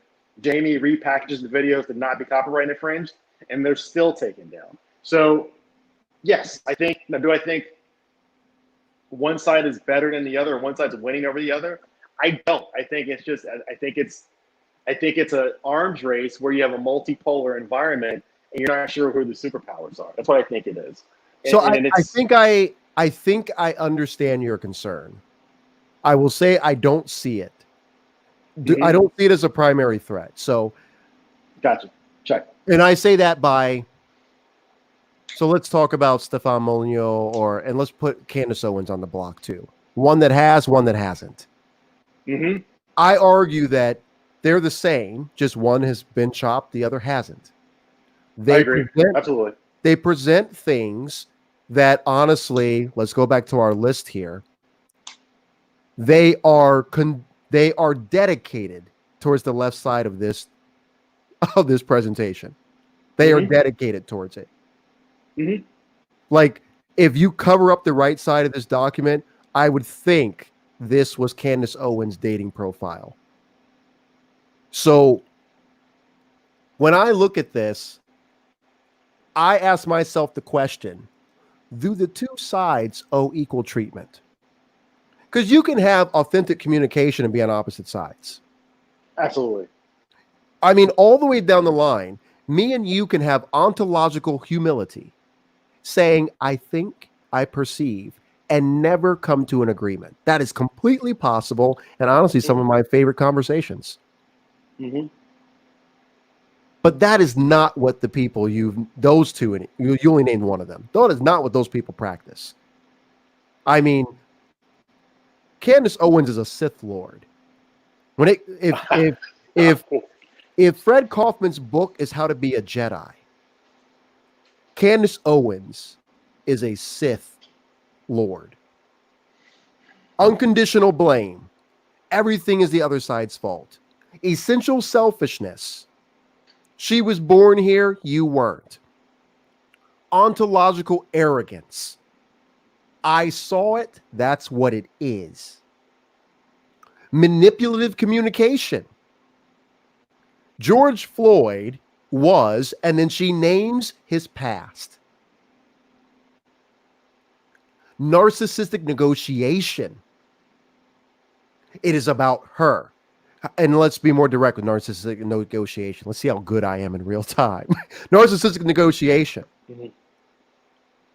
Falsely constructed questions. So, do you agree all lives matter, or are you a racist? That's Candace Owens. Do you agree that the police work harder for black people than black people have ever worked for themselves? Or are you a racist Democrat? That's narcissistic negotiation. Negligent coordination. What do you have to lose, black people? If you vote me in the office, I will fix Chicago in a week. I will fix this in a day. We're at 15 coronavirus cases. We're going to go to 0.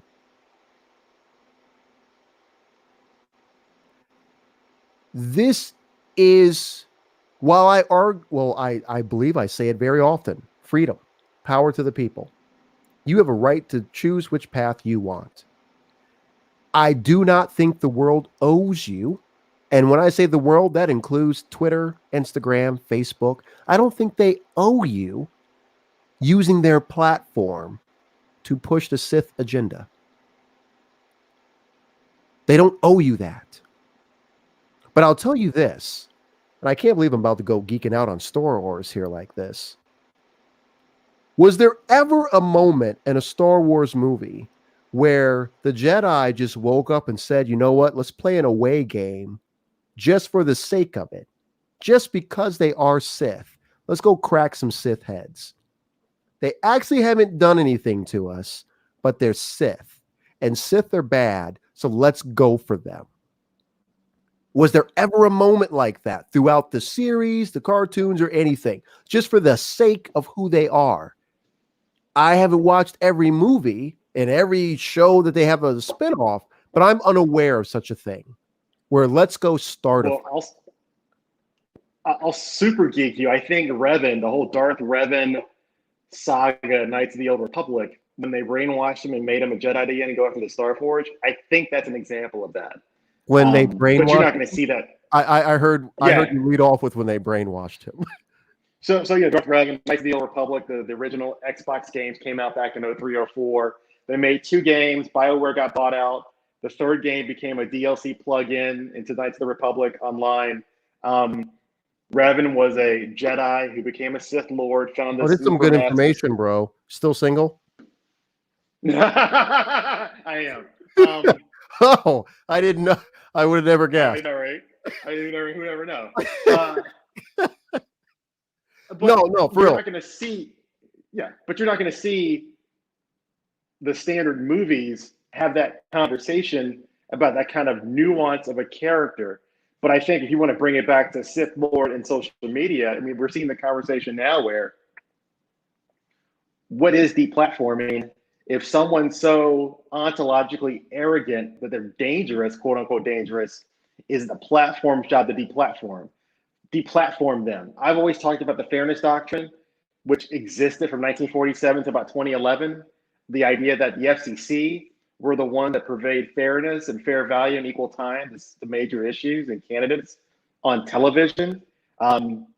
Both parties over that time dismantled the fairness doctrine, and then Obama's administration finally took the fairness doctrine out of law. It took it off the books. But it seems sketchy now to have a fairness doctrine in play because a lot of people who still claim ontological arrogance will still claim First Amendment protection. Look what would happen.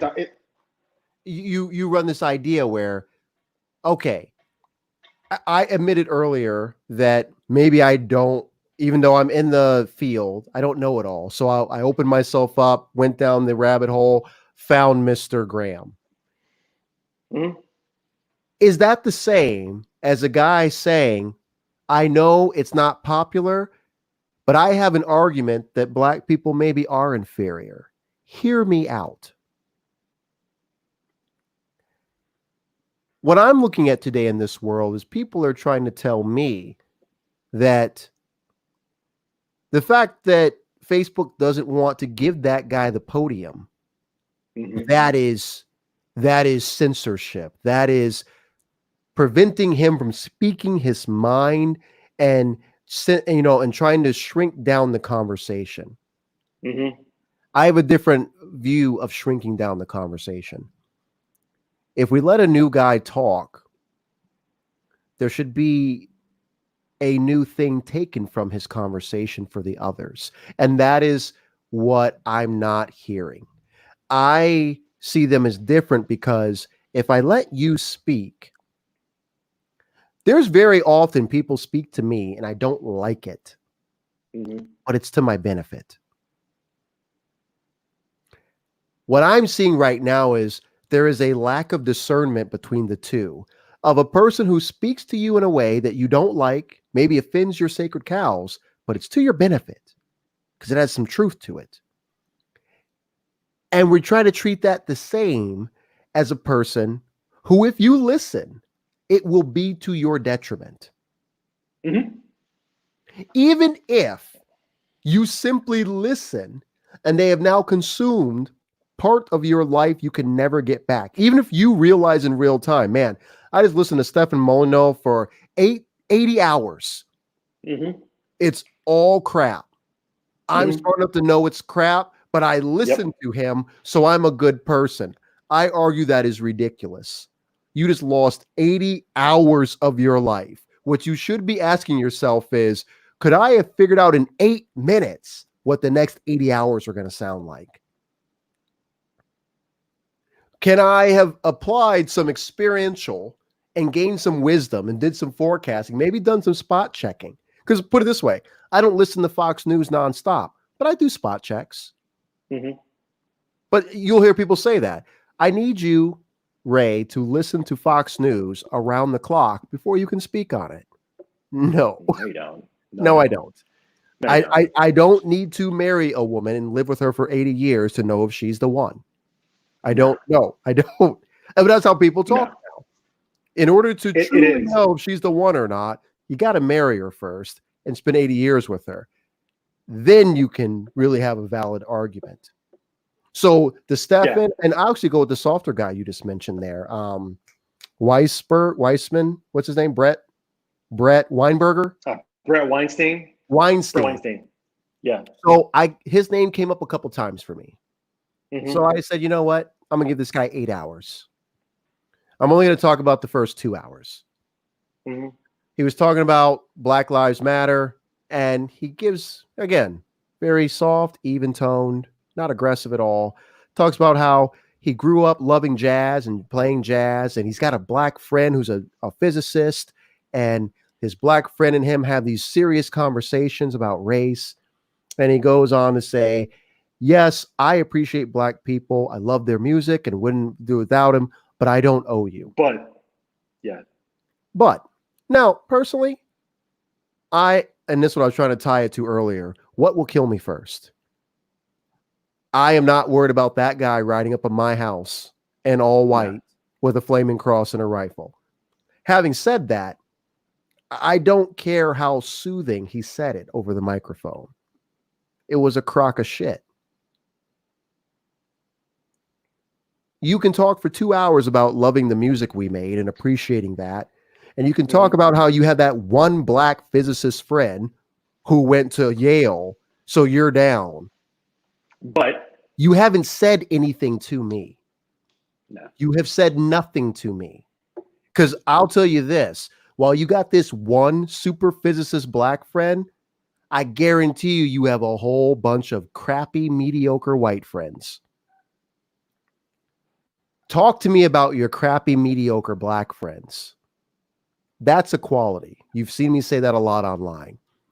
People say we had equality when Obama got into office. Wrong. Equality is not letting one of the most impressive men ever to walk the earth, who wasn't Jesus, become president. Equality is letting Kanye West do exactly what Trump did. If this nation votes Kanye West in the office and lets him act the same way Trump did and stands by him, then we will have equality in this nation. If you let a woman go into office and let her be as horrible as Nixon, if you let her do what Reagan did, exactly how Reagan did, that is equality. Because what you're telling me is you will allow a woman or a minority to be just as crappy as your friends, and you'll still pay them. These are the everyday items that I argue we as a people are struggling to confront but we're having to confront because of technology. It's harder to hide it now. Where before, it come out 15, 20 years later, maybe 50 years later once it got declassified. Now, technology is not allowing that. Again, look at what happened. I was talking about how Rodney King, that was 91, 92. One city burned. Yeah. LA burned. George Floyd, I lost count after 60. After 60 cities. We're so connected now, even though we don't act connected, that's where it's at right now. Oh, I see we got a statement here. So David French. So I think you actually read more than me, man. Do you know who David French is? I don't actually. Okay. So Eric says David French just wrote an article that said we are in a fundamentalist revival. Fundamentalist rigidity on both the right and the left. So even though I've seen the word fundamentalist before, when I read this structuring, I wonder, are we talking about fundamentalists or are we talking about radicals or zealots? That's a great point. I don't know. So I think of fundamentalism in terms of religious fundamentalism, right? How adherent are you to the original philosophies? And obviously, when we talk about Lee Atwater and Southern strategy, forever, that is the most divisive political philosophy in operation in the last 60 years, hands down. From the Civil Rights Act of 65 to right now, the Southern strategy has reformed. It made Dixiecrats into the Tea Party. That's what did it. So I don't know if we're there. I don't know if it's rigidity. Because for me, the word fundamentalists, I go to fundamentals. So for me, a fundamentalist is someone who's like, you know what? Let's stick to the basics. Let's not try to soup it up. Let's not try to add things to it. Let's make our dedicated focus to the radical solution, the basics, the general thing that works. So if someone is a fundamentalist rigidity, to me, that's different from being a zealot, because a zealot is an extremist. So let's take religion. A fundamentalist would say the only book I need is the Bible. That's an extreme statement. Well, that's it. But it's a fundamentalist statement to me. Only book I need is the Bible. Ray, you keep talking about these self-help books, but I only got one self-help book, and there it is right here. And I try to say, well, God provides you with other things, including other books. And they're like, nope. Only need one book. That's a fundamentalist to me. A zealot is, if you read any other books, you are trash, even if you claim to be a Christian or not. That's a zealot to me. And I'm seeing that more and more, which I'm honestly impressed. I'm going to come back to Candace Owens, how she has managed to spin this narrative that Black people are brainwashed by the Democrats. Having said that, if we don't agree with her, we're idiots. Yeah. I mean, I don't watch all of her content. Have you ever seen Candace Owens hear someone speak that doesn't agree with her? And she's like, I don't agree with you, but that's your right. I normally only get fed the more, well, I don't know if it's all her stuff or what, but the more inflammatory items. And actually, hold on. Eric's giving us a little bit more clarity here. I guess we were guessing around too much. No problem. He's using it as an apology, I think, where you have a rigid set of principles, shibboleths, that you have to comply with. A kind of ideological inflexibility. I think the point is interesting, though. His article is not as well argued as I think it could have been. Okay, so that actually, analogy makes more sense. He just wrote analogy. Yeah. That makes more sense, because coming back to a generalized solution, fundamentals, it takes care of most situations. But for the situations it doesn't cover, or maybe doesn't cover as well, and maybe because, imagine I give you orders. When this happens, you always do this. That's a command. When I should have given you orders. Commands are fundamental. They're inflexible. You don't have room to make judgment calls or to make a better choice given that you're on the ground. That I absolutely see. I mean, I think we can actually say that with the two-party system, where there might be a less fundamental answer. And actually, Eric sent me some articles today, same guy, where it was talking about the different states and how they vote by county. There are certain counties in the nation where I think we have 3,147, whatever. There are certain counties in the nation where they tend to vote values, which results in half the time they're voting for Democrats, half the time they're voting for Republicans, versus you have these fundamentals where it's been consistently Democrat or consistently Republican, one way or the other, at the county level. Okay. So even to where the people know it's not working in their interest, but they say, what can we do? I was talking about Camden, New Jersey's police force, where they basically defunded their police force, set up a new police force. The union structure was just so constricting that they've been saying that so long, we can't do anything. We don't like it, but we can't do anything. And the people finally said, yes, we can. We can do something. Let's walk away from this. So I would agree with that with ideologies right now. I half agree. You kind of said it earlier. I think you said it earlier where I think you did say it, where the ideology is me, or I don't know where the ideology ends and where I begin. So I can't allow you to even touch 1% of the ideology because it's too possible that you might be touching me. Didn't you say that earlier to the effect of the people are mixing themselves? Yes. And you see that on both sides in different ways. On the Democratic side, so we're getting to political parties. On the Democratic side, you see that in terms of Biden and Bernie. And if you remember when Bernie finally bent the knee towards Biden, he said he's going to have these task forces to work on his issues. Well, that's starting to happen now, but it's been 2.5 months. Kyle Kulinski brought up a great point for the Democratic side, whereas Bernie could have come to Biden and said, hey, here are my top 10 policies for reform, Medicare for all, UBI, 28th Amendment for marijuana, all that stuff. You do 3 to 5 of these, I bring you my people. But he didn't do that. He went for task forces first.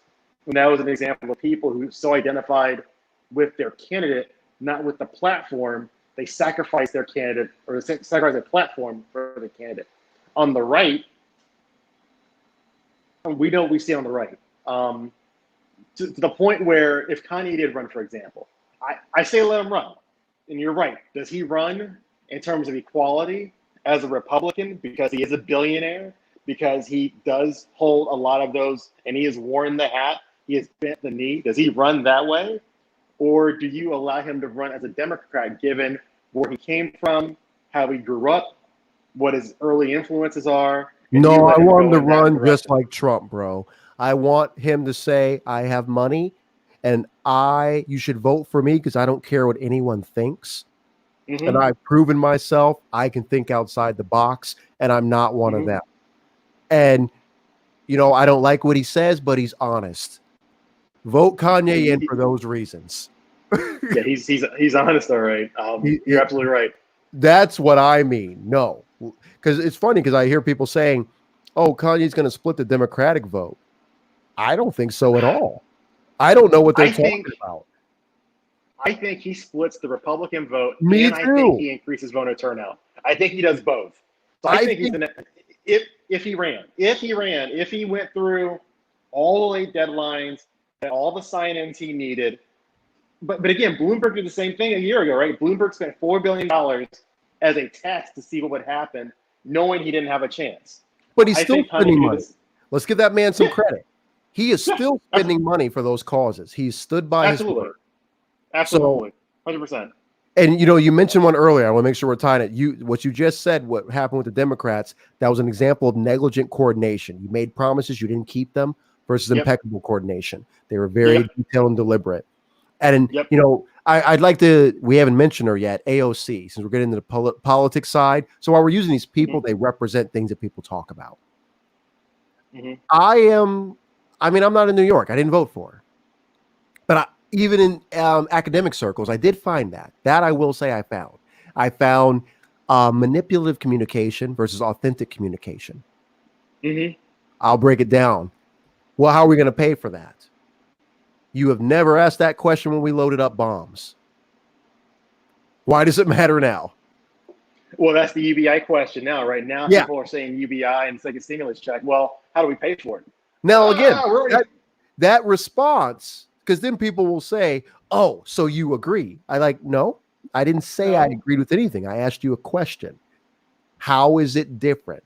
What does it matter whether I send the money in the form of shrapnel overseas or the money in the form of food stamps or whatever you want to call it, straight cash to people here in America?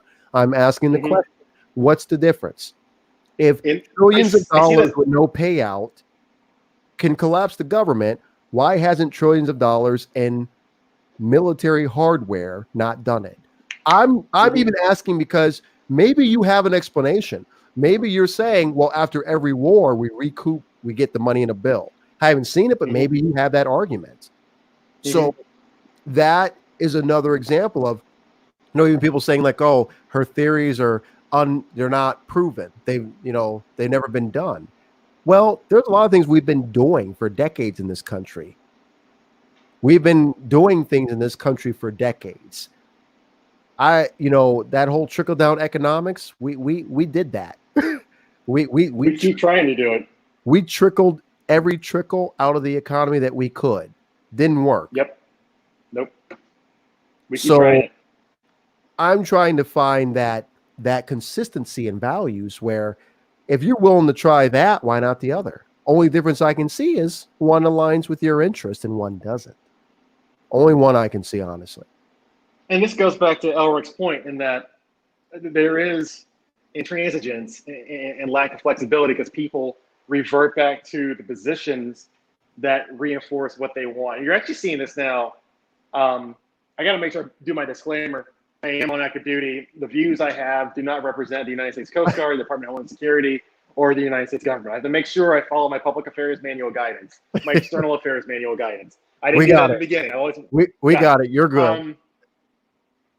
You see this with the fight for, I don't want to say for, but the fight against the Libertarian Party. The Libertarian Party, Jo Jorgensen is their presidential candidate. And she's coming out being classic libertarian. And you're seeing people say, well, they want to defund everything, but they're still warmongers. And the Libertarian Standard platform is not a foreign war-fighting platform, but you're seeing opponents on both sides fight them for different things. On the right, you're seeing them fight libertarians talking about the bailouts, which seems weird. And then on the left, you see them fighting libertarians for supposedly being hawks, which is weird. And it goes back to your idea about AOC too, but the Green New Deal. We've talked about Taylor before. Taylor, 1947, Taylor wanted to run for president. Taylor was FDR's vice president before the party bosses kicked him out for Truman. I'm still amazed it's not taught in schools more directly. 100%. We talk more about Dewey and Trump. We talk more about the Dewey-Trump race because of the picture in the newspaper than we do about that moment of what could have been. But no, you just made me think of something too where, I just took it down. So narcissistic negotiation versus constructive negotiation. So the idea here within the book is narcissistic negotiation is all or nothing. And I agree. Yeah. We are seeing that. We are seeing that in the political aisles, all or nothing. Versus constructive negotiation, trying to work it out. I want to tie this to all lives matter versus Black Lives Matter. I was talking to a gentleman this Sunday, actually. Finally got the motorcycle out for a little exercise. The bike, not me. And noted. We just started this conversation, and me and this guy have sat and talked a couple times over the years. Nothing close, but I'd say white gentleman, mid to late 50s, if not in his 60s at the most, early 60s. So he just out of the blue starts saying to me, you know, Ray, you're a rational, objective guy, which I always know, here it comes. When they start doing The that, warm up. you know, Yep. you're a rational, objective guy, right? You agree most black people are worthless. You know, that's usually what comes. Yep. So he says, you're a rational, objective guy, Ray. Don't you also have a issue with people who claim that just because I say all lives matter, they call me a racist? So my response was, they shouldn't be calling you a racist. They should be saying that what you said was racist. So he gave me the look, like the little, okay, you know, halfway there. So we had a 3-hour conversation about this, where we got to a point where we were just going around in circles, in my opinion. So I finally said, let me give you an analogy. I said, you have 3 men who rape a woman, and the 4th man just watches. Would you hold that man equally accountable for the rape or less accountable? And without a hesitation, he says, equally accountable. Absolutely. I said, okay, let's try this again. You have 3 men who watched a bad thing happen. 4th man just watched. 3 men attack a black guy. 4th guy just watched. Sat in a room, didn't call the police, didn't do anything. Had a cell phone. I go, would you hold him equally accountable or not? He goes, he could not answer. He would never say no, which is why I give him credit. He never had the courage to tell the lie, but he couldn't say the truth. He couldn't say that they're the same. So we were going around engaging on this, and he said, it shouldn't, I'm not saying anything bad when I say all lives matter. So I asked him a question. Why can't you just say, I agree? And that's where we're getting here on narcissistic negotiation versus constructive negotiation. I said, why can't you just say, I agree? And this is the story I told. I said, if some kid comes up to me and says, gay lives matter, my only response, the only appropriate response is absolutely.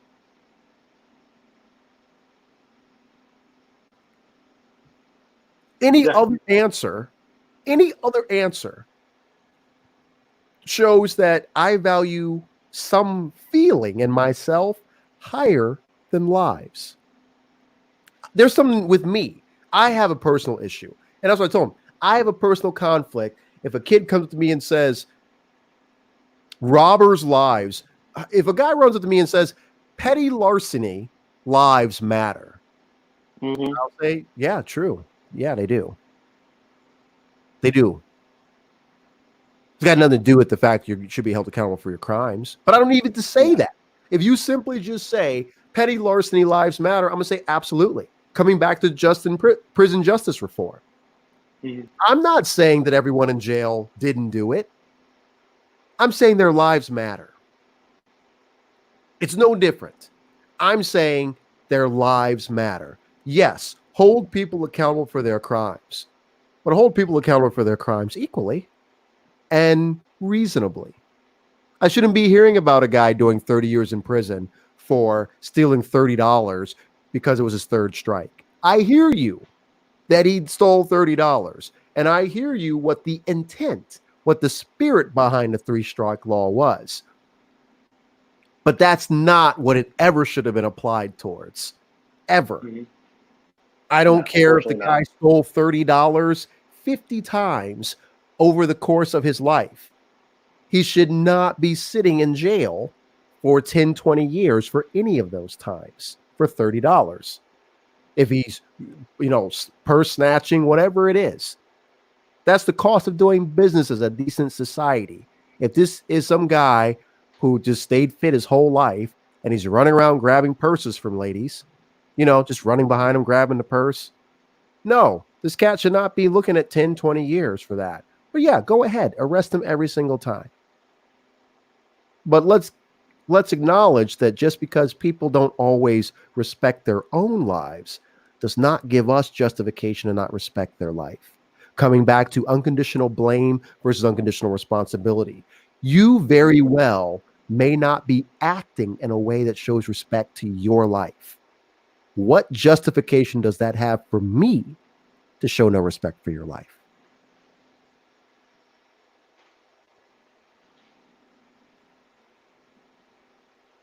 Yeah, it's a question of forfeit. And I find that very often we're looking for an excuse to not do what we know we're supposed to do anyway. Mm-hmm.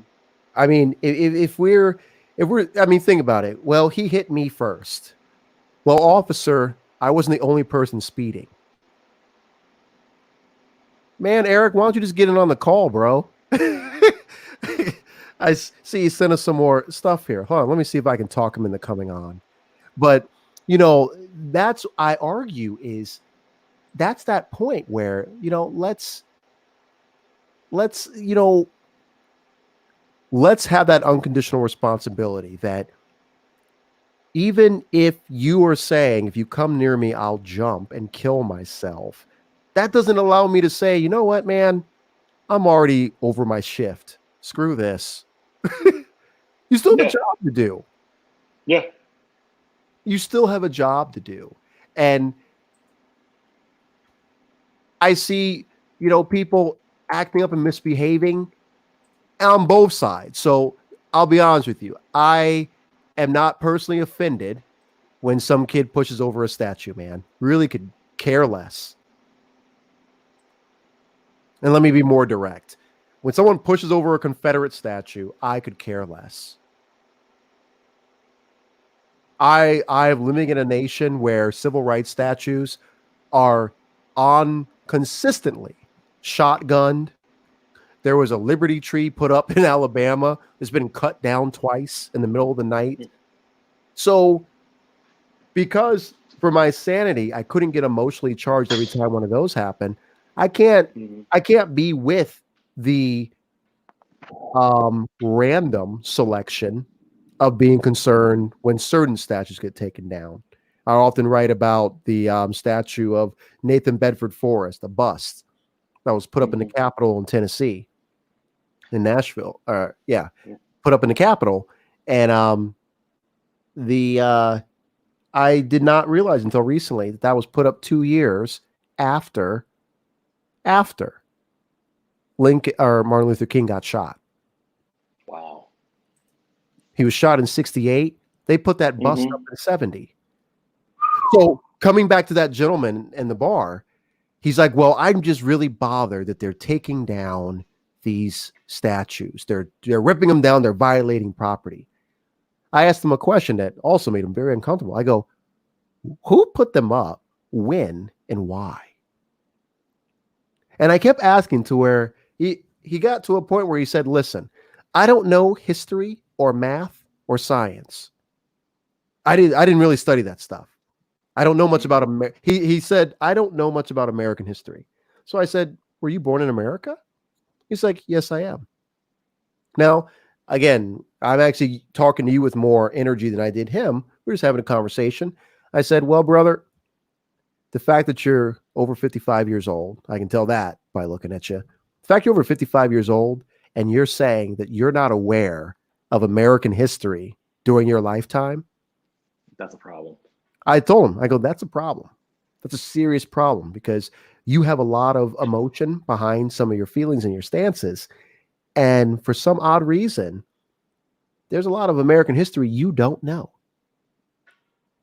And it seems like you don't want to know, which is okay. It's understandable, rather. It's understandable. But to a certain point, at what point do you say, let me ask about the fuller picture? I'm seeing a lot of focus on these statues being torn down. I don't remember this much attention towards when they went up.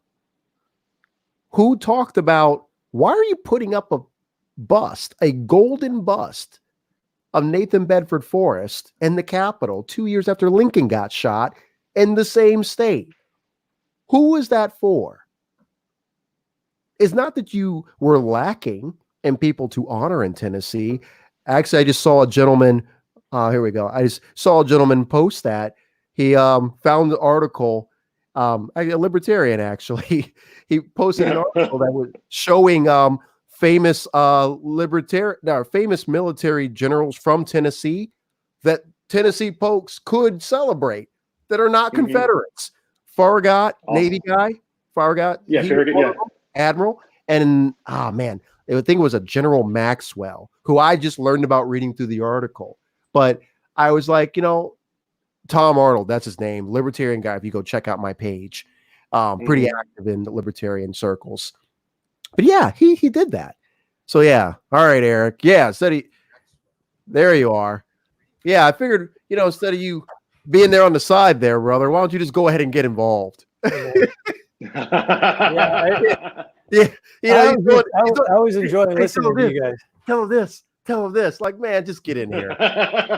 Tell him yourself, Eric. Yeah. So I didn't post your last statement on purpose. Go ahead and tell the people what you were saying. I'll put it up, but still narrate it. Put it up. I can't remember what I wrote. Okay, but still, okay. I put it up, but you narrate it. Oh yeah. So I think you were given an example of somebody who was, being subject to the 3 strikes you're out rule, and it just being applied in this kind of ridiculous way. It's not even in the spirit of the original, I guess, idea behind it, if you think it's legitimate. But anyway, I think what happens sometimes is you create these rules, and maybe there's some legitimacy when they're initially set up, but all of them require actual judicial sobriety. And you have to look at the actual situation on the ground, the people involved, the relationship, the actual facts. And I think what happens so often right now in our culture is we get these grand narratives, we get these tropes, and they exist for a reason. I mean, there's a reason we have a Me Too movement. That's because we've had a culture that's been misogynistic for a long time. And so there's a lot of smoke and there's a lot of fire. And that doesn't mean every case of smoke is actually that particular fire. You need to do the hard work of establishing facts and establishing evidence and really looking at the real case, the real people, the real situation. Because when we don't, we end up, dehumanizing people. They just end up playing a role, and you don't actually see what's going on. And a lot of injustice is that it's the disregard of what's actually happening on the ground with real people in real lives. And so even if you think that the principle itself of 3 strikes you're out had any legitimacy, which I think there's a lot of good questions about that, but if you thought it did, still, you got to do the hard work of gathering facts. I mean, if the shoe fits, it doesn't mean it's your shoe all the time. So we had a different way of saying that in the Army. We said there was only one thief in the Army. Everybody else was just trying to get their stuff back. I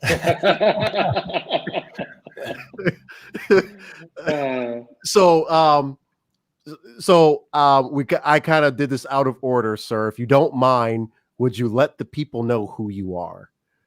Oh yeah. Well, I'm a pastor in the Kenosha area for a small church called Light of Christ. We're an Anglican church, so we're kind of an odd mixture of charismatic, evangelical, and liturgical, so somewhat traditional. And I've been in business. I did business in the healthcare industry, did a lot of consulting for many, many years, although I think it's 5 or 6 years now since I've been in business.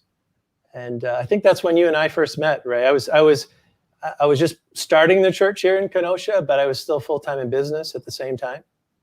Yeah. So we go back, 11 years now? Oh, man. I was told there'd be no math. You don't tell me. Okay. So just coming off what you just said. So I really want this to keep growing and going. So, I'm trying to plan ahead. So I have, I'm not like you, Eric, but I just have stacks of books. I've been trying to narrow down what is the next book. So I'm down to about 8, but I'll show you from your comment 2 of them. So how you talked about And we kind of touched on this earlier, how you Mm. do things in such a way that people are no longer people, they become objects. Mhm. So from that, this is a book I read a long time ago that I wanted to. It's in the race. Kyle Idleman, Gods at War, and basically the whole premise of the book is all forms of sin or doing bad things are idols. Through his perception is, let's say you lust after a woman, or you want to use other people to justify your sense of justice. Even they're not people anymore; they're a tool to justify your sense of justice. So his perception, which I found very clever, was it's all idolatry. You're serving something other than what you should be serving. You're serving something that's not real. And he goes even further, or maybe I made it up. Hmm. Whenever you're serving an idol, you're always serving yourself. So that idea of even if it's an external thing like money or fame, it's still you. You're serving a reduced form of yourself, to be sure, but you are serving yourself. Like, because even there, you've sort of reduced yourself to the satisfaction of a particular maybe appetite. Like if I go with this plan, I stay in on the inside circle of the old boys network, and Right. I get access to the goodies. It's really about reducing life, say, to materialism, or maybe power, like the inner circle of power, or some version of fame, or something like that. And you're no longer, you've actually dehumanized yourself as well. And I go further to say that it's a lower version of what you could be, because if the highest thing you're serving is yourself, how big can you ever be? You're just one man. It's good. You're just one man. So it's counterintuitive, unfortunately, to our culture. But if you want to get big, serve everybody. Serve as many people as you can. That's really how you truly get big. If you are only serving yourself, I don't care how much money you have, you won't be remembered years after your passing. And we all, I'm sure, have stories of such men that, let's just say, they couldn't take it with them. That, the analogy reminds me of the way that the prophets talk about idolatry. Is they talk about how you're becoming as mute and as immobile as your idols, and it's because you're worshiping something that is less than a person, and is certainly definitely less than God. And it takes away your sense of personhood, and which being a person is being able to communicate, to be able to hear and respond and be loved, and to speak and love other people. And that's what gives you the greatest dignity, especially if it's up in relationship to God. Obviously, I'm going to say that I'm a pastor, but yeah, that muteness and that rigidity is what happens when you reduce yourself to that kind of fundamentalist or ideological rigidity. So the other one of the 8, well, I'm only going to show 2 of them, but the second one of the 2 is, you've heard me mention it a couple of times, Black Swan. So where I argue that leads into what you were saying is, I am confident that I am probably not even in the top 60% of data scientists. But I argue that collectively, for mathematics and statistics, but holistically, I maybe arrogantly believe I'm in the top of the class because I spend more time than most asking the question, what if I'm wrong? Mm-hmm. And so digging into this here on ontological humility and ontological arrogance, even if you think about the idea of a confidence interval, we are 99%, 95% confident of something. Finish the sentence. Assuming our initial assumptions are true. Assuming our initial assumptions are true. What you will be hard-pressed to find very easily is people who speak about what it looks like if their initial hypothesis or their initial assumptions are wrong.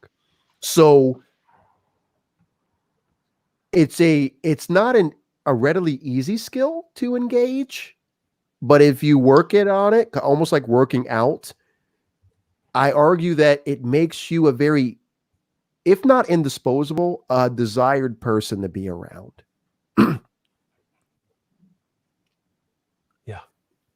Because most people can't fathom that the assumptions are wrong. And that's what he talks about in Black Swan, where they focus on, given the assumptions, this is how likely this is to be. But what they don't tell you is, if we're wrong, this is how bad it will be. This will be the impact. This will be the ways.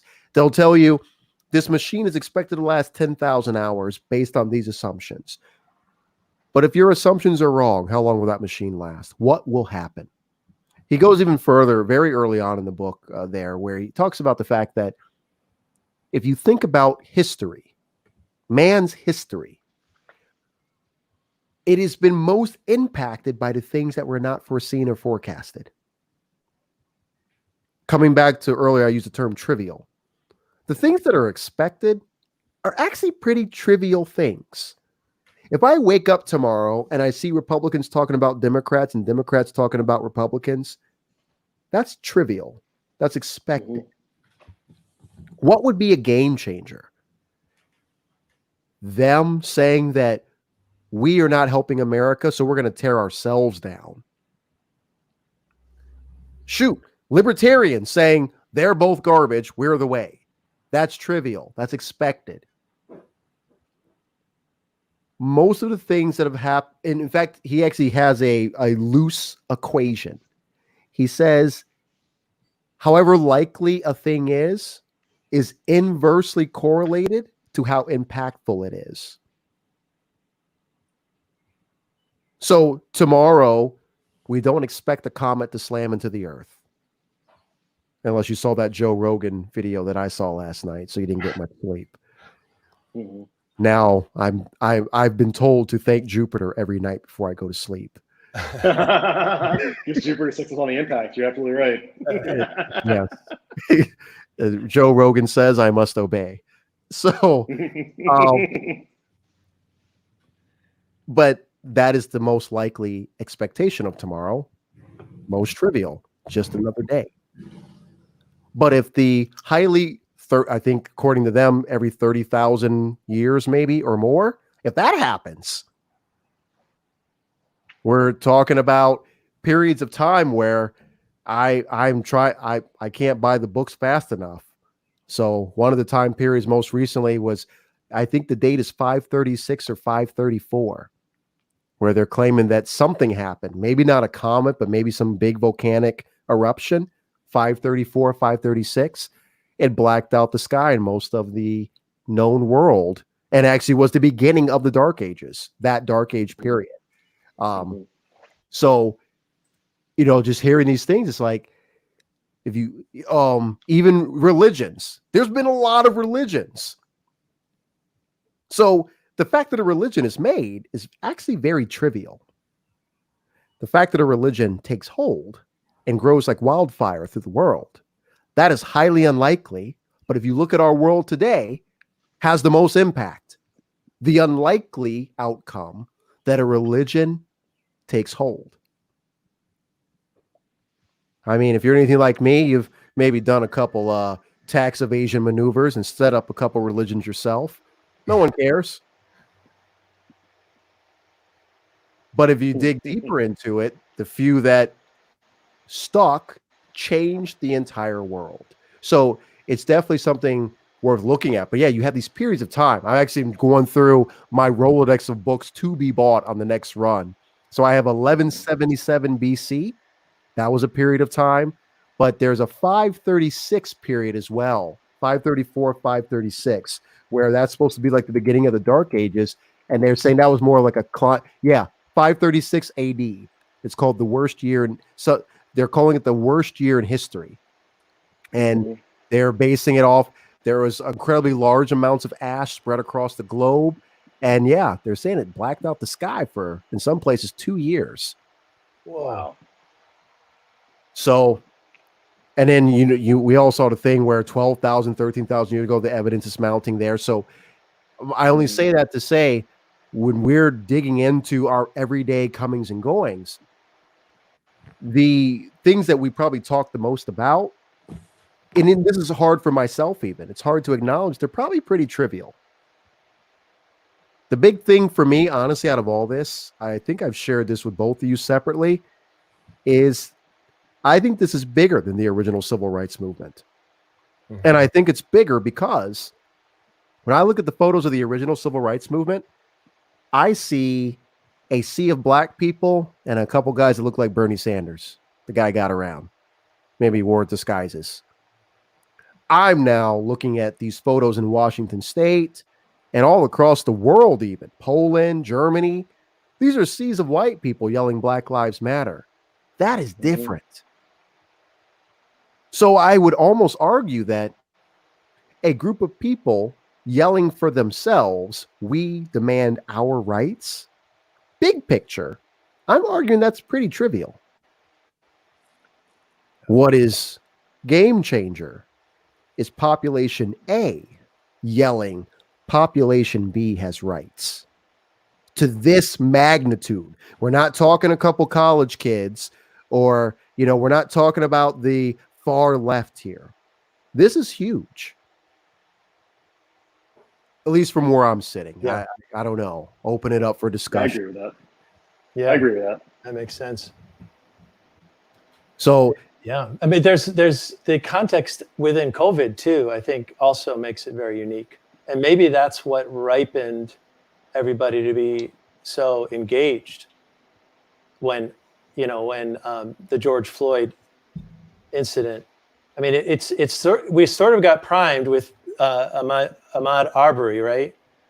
But I think the George Floyd picture was so iconic, and it brought a level of conviction, I think, to everybody, and a kind of a grief even, that I think that, and we were ready to be responsive. And I think maybe COVID contributed to that. I think there was unique things about George Floyd, but I think at the same time, there was nothing unique about it. I think there was a large randomness to that one being the one. Yeah. I really do. Mm. So what I think is not random, actually, that was Travis earlier. I meant to get you for that. I'm the statistician. You don't mention statistics on my show. You mention epistemic. I mention the statistics. So yeah, for the people watching, earlier he mentioned the word epistemic. This is a type of uncertainty, meaning it's uncertainty that you don't know but can be known, versus aleatory uncertainty, which is things you don't know which can't be known. They can't be expected. So a quick difference was, let's say you're building a house, but you didn't go to school for engineering. That's epistemic uncertainty. You don't know what the hell you're doing. Versus aleatory uncertainty. Someone could break in, lightning could strike, so you get insurance because you don't know. So, you know how you brought that up. The epistemic part is you letting people watch you hurt anything. Could have been a dog. Unfortunately, probably would have had more riots if it was a dog, but I digress. But you forcing people to watch you hurt someone or something else, it gives them a sense of hopelessness that does trigger. So that you could have known before you did it. You could have known. So that same exact event not being recorded, I argue would not have had the same impact. Not even statistically unlikely. But, and I'm going to use the word forced. You forced people to watch it. It wasn't enough that you did it. You forced them to watch it. That was an uncertainty that you could have known. Now, the aleatory part, what you could not have known, was how far that fire would spread. We have no precedence for this ever connected world to where you could have foretold that a man dying in Minneapolis would result in protests all over the world. He wasn't the president. He, let's just say it, guys. There was not worldwide riots when Martin Luther King was shot. There was not. No. There was a high level of tension here in the U.S., and we have these stories in the major cities. But let's just say England did not go on lockdown. France did not start donning riot gear. And we all know it is not because, whether worldly or spiritually, that George was a better man. It has nothing to do with that, which is why many of the opponents of this type of conversation, they struggle. Not so much because they're bad people. They honestly struggle. They want to know, why this man? And they don't realize it has nothing to do with him. Has nothing to do with him. Mhm. You could have picked anybody and done what you did to them, and reasonably you should have expected this outcome. Yep. It's a Wait, explain to me though why you brought that up in connection to the Black Swan. So what he talks about is when we build our predictive models of what's going to happen, they're based on our assumptions. But what we rarely do is investigate the robustness of our assumptions. So maybe I build a model that says, you know what? If a guy is white and he's bald, he's usually a Nazi. What we don't investigate is, what is the cost if we're wrong? What is the impact if you go around treating white, bald guys like Nazis? We simply focus on, okay, we went out and 60% of them were, or 20% of them were. So, okay, we'll keep improving the model. We don't investigate what was the fuller outcome of you mislabeling 85% of people. Mhm. How, okay, you not only got their attention, but you got the rest of the world's attention, and now the whole world's against you. The robustness of the hypothesis to begin with. What is the cost if you're wrong? What could it look like if what you assume it is? Because they are assumptions. What happens? So that's why I brought it up in that. Yeah. This idea that, let's talk about it. When someone comes to me and says, cops are doing their job and there's nothing going on. What most of those people don't think about is, what happens if you're wrong? What happens if you're wrong and in fact there is something dastardly going on? What possibilities? Once they run out of those people to persecute, do they come for you? Do you create a war of people fed up with being, engaged and intact? Let's look what's happening right now. Mhm. These were not foreseen. I guarantee you that neither these individual police officers nor these police forces would have done exactly what they've done if they thought what's happening now was remotely possible. It was never up for grabs. The conversation most likely went like this. We take it to court. We're not going to be convicted. We settle. We move on. We have a limited budget. We need to keep our guys alive. So we're going to put all the budget towards shooting. Yeah, you're pointing out too that the model that says most police are doing their job and therefore it's really not an issue and it's not as bad as it seems. If that's your model, then you're actually hurting people. You have to take ethical responsibility even for your model. Isn't that's kind of like the right? I guess that's like yeah. not just the Hawthorne effect, right? Because you're even just by looking at something, the way that you're looking at it and the fact that you're looking at it will have an effect of some sort. And so as soon as you start to look at something, as soon as you start to theorize or hypothesize, you're now engaging with it in such a way that you can begin to have an effect. And if your model is status quo is okay, you have to take responsibility for that model. Unintended consequences. So imagine someone saying, you know what, 99% of officers are better humans than most people. They're better. What's the cost of that? Well, I'll tell you what the cost of that is. Domestic violence, where one of the spouses, usually the male, is a police officer, is actually higher than it is for the general public. So if you create this assumption and make it a reality that they're better than most people, that means when this large amount of women say that my husband is beating me, you have no choice but to look at your model, and your model says she's lying. All these women are lying. I mean, which you will find a lot of writing from women saying how difficult it was to get out of an abusive relationship with a police officer. This goes back to that same point that I was making, is that if you apply universally, uniformly, your decision rule or your grand narrative or your trope or whatever to every single case, you're going to hurt a lot of people, because a lot of people don't fit into that.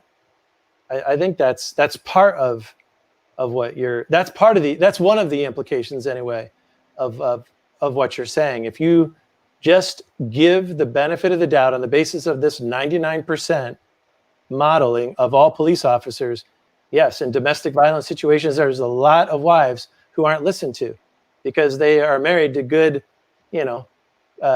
citizens. They're married to upstanding citizens who better citizens. Peace. Better citizens. It's in the military too. It's a false narrative that military and police are the cream or the cream of the crop.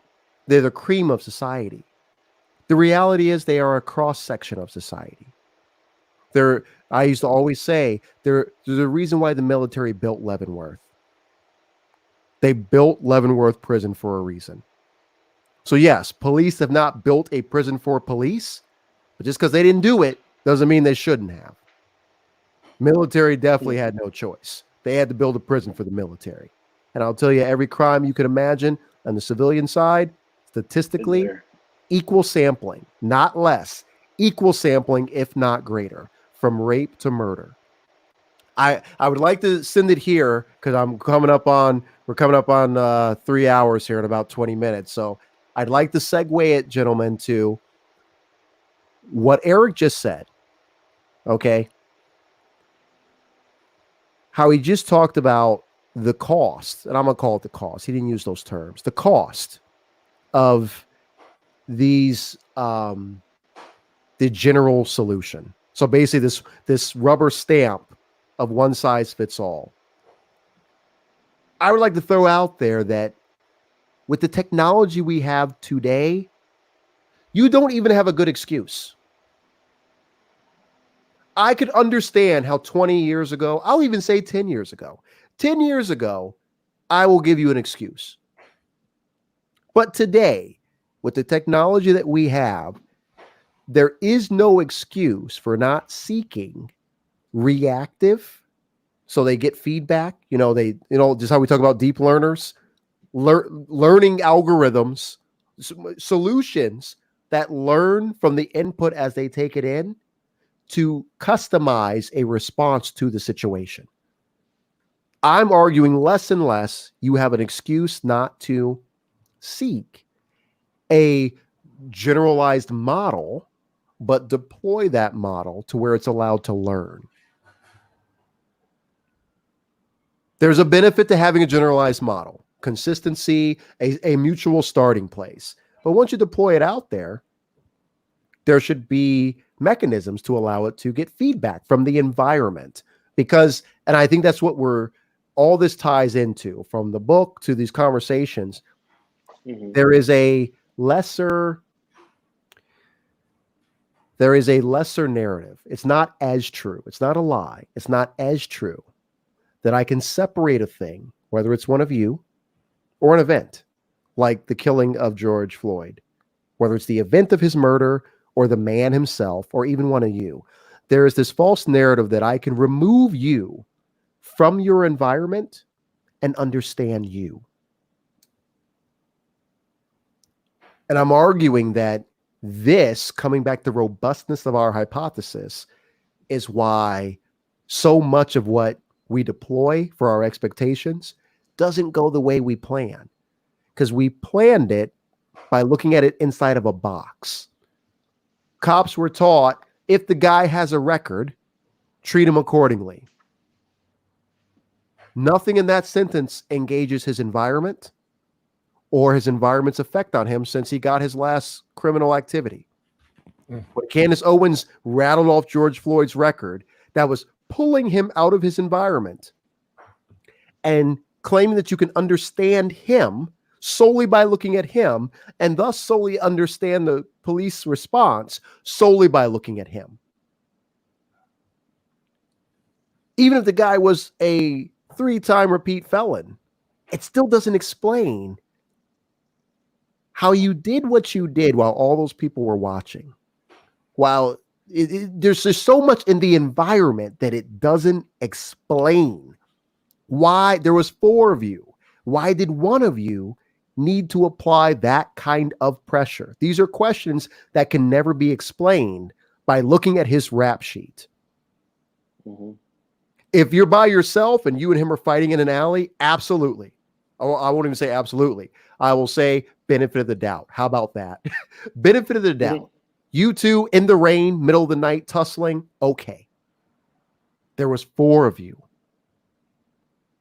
You can copy his rap sheet 1,000 times, tape it all together, and tell me that they're all unique events. Still doesn't explain what happened that day. And so that's where I'm seeing technology is bringing more truth to light.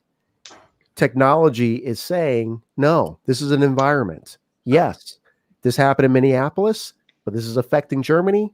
This is affecting policy, DC. This is affecting presidential elections. Things do not happen in a vacuum. And the more and more we get connected through technology, I argue it will be harder to speak against that statement. I think it can help. I think the technology could help if we actually took advantage of some of the technology's power to get more granular. I think that could help. But I think about the way that we train the police in general. I mean, they're given a lot of like shorthand rules by which they can make quick decisions in action without actually having to think. And I think that's the idea behind a lot of training, right? I mean, you guys are the military. I should let you speak to that. You're the experts. But it's kind of a human nature thing, too, to have shorthand. The problem with it is that, and all forms of, because it's a form of prejudice, right? Just strictly speaking, it's literally prejudging something using a decision rule. And it is behind racism. It is behind, all kinds of presumptuous decisions about something before you've paid any attention. So I think in some ways you've got a problem just by virtue of being police, and they're human beings. It's not technology. So I guess you could say, well, it's technology from a human training standpoint. The technology that leads to how decisions are made in the field has to also be addressed, so that there's a moral imperative to address human beings as human beings. And something like that. I mean, I'm trying to move towards something that I think we're not doing in general, which is, like you were saying earlier, Ray, we're not listening. We're really not listening to another person as if they are a person, and not just a stand-in for a whole bunch of stuff. I mean, they could be a stand-in for their race, they could be a stand-in for their party or their identity, however they define that. But then it's possible just to write them off and not really listen to them. But I think that happens in spades when you are given the power of being a police officer. I mean, really, any office of power that has to deal with large numbers of people in the public, it's going to be so easy to fall back on shorthand and things like profiling, which so easily lead to things like racism. And I think that just has to, the technology of our training has to be different. Hey, Travis, do you want to maybe engage that one? Then I'll wrap up. What are your thoughts on that idea? I think so. There's an environmental aspect of that, and then there is a individual aspect of that. The environmental aspect is this, and we're seeing this. What do the police do? If we're using that as a specific example, what do the police do? I bring out the same Mark 1 Mod 0 person to domestic violence as I do for larceny, petty larceny, and burglary. Like, I bring out that same person for all of that. And that's a pretty wide scope of environment I expect that person to operate in effectively. We're reading Crucial Conversations right now here at my unit, here at headquarters. And in Crucial Conversations, this whole idea of having a pool of shared meaning where stakes are high, emotions are high, and opinions vary. Well, if I'm at a traffic stop, opinions definitely vary about why I'm at a traffic stop. But I expect that same person at a traffic stop to also do pursuit, to also do more aggressive and egregious offenses and crimes. That same person consistently over and over again. That's environment. On the individual aspects of it, yeah, I agree that defund's might not be the answer. I would say reform is the answer. And the question is, what level of training? I mean, you deployed in combat. You know your workups. You go to NTC, you deploy, you come back, you down process, you download, and etc. Our policing function has no ability to down regulate. And they are more pressed now than ever. So how do we build in down regulation for the individuals who are participating in that environment? Also, at an individual level, we built this concept of omerta, right, on both the bad guys and the good guys. So now we have to break this individual concept of omerta, this individual concept of silence, this individual concept of brother first, and then resolution, resolve, internal affairs, internal policing second. So there are these two levels, and we talk about ideology. There shouldn't be a left or a right version of these two levels. There should be a systemic conversation about what it means to create a policing force of our society. And then the conversation is who becomes the policing force of that society. The Watchmen series, I watched it last week, loved it, amazing series. I love what they did. I hope they don't make a season 2. So I really watched the first 10 minutes and I stopped. I couldn't keep going. So I guess I'll continue now. Not because it's bad, it was just too emotional, too real. It's very emotional, and it keeps going. And Louis Gossett Jr., his character, I would have never thought. You talk about modern reform today. I would have never have thought a comic book world like that would use the 1921 Tulsa Massacre as a backdrop to talk about a century of policing, century of overseeing vigilantism, street justice in a way that, I mean, they do it exceptionally well in a way I would have never have imagined 5 years ago or 10 years ago when the Watchmen movie actually came out. So let me do this. Go ahead. I'm going to finish up the uncertainty thing here from what you two just said. Then maybe we try this.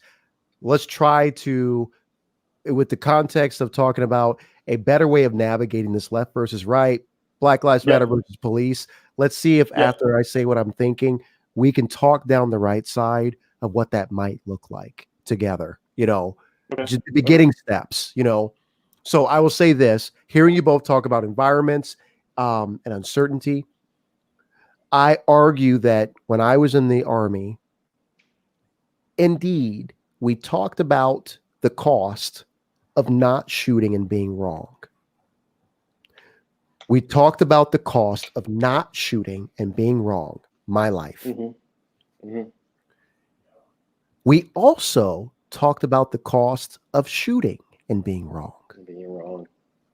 So I will first say, in society, I don't hear an equal respect from either side from either side about the two wrongs.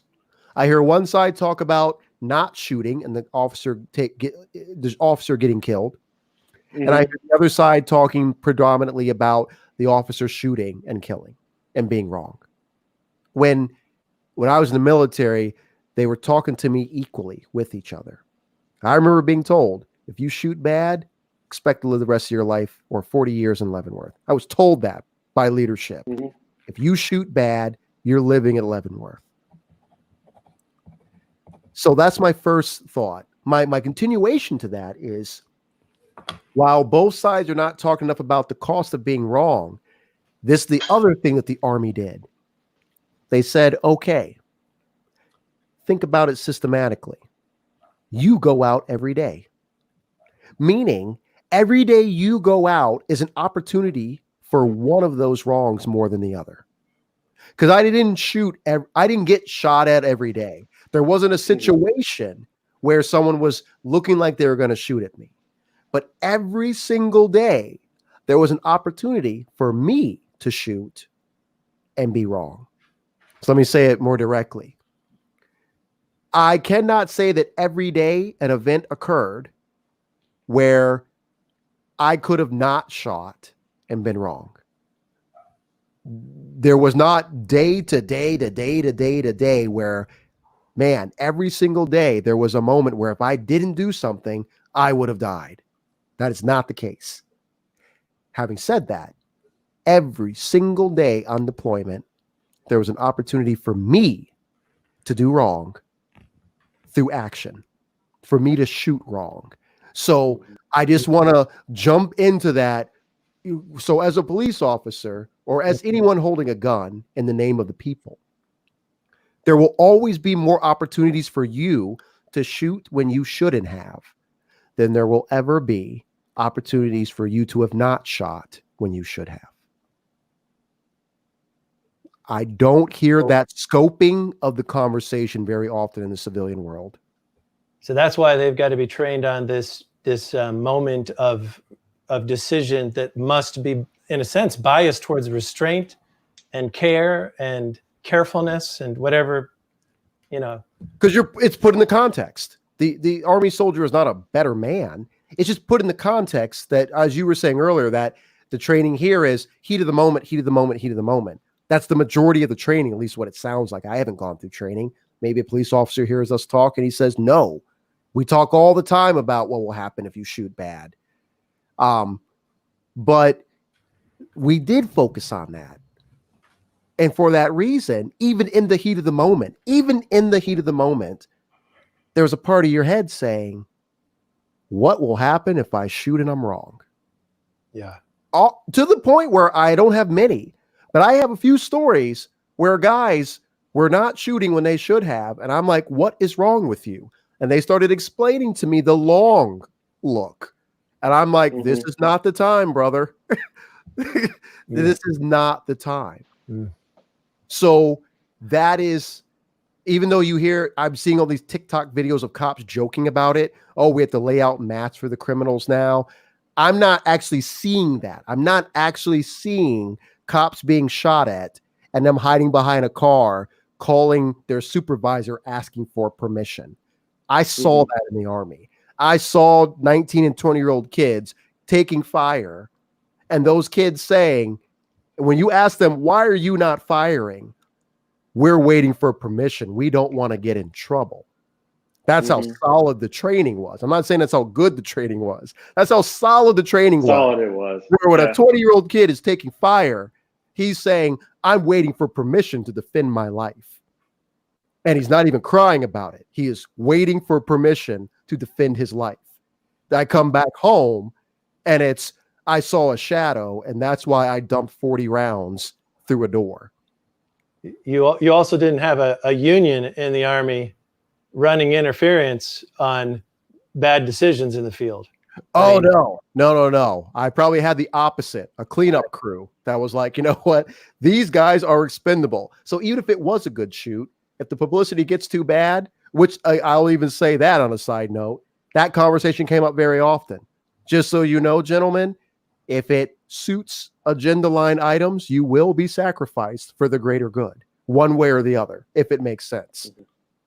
So I would say with that unconditional responsibility, that even in a deadly situation, I argue that a policeman should be responsible for their actions.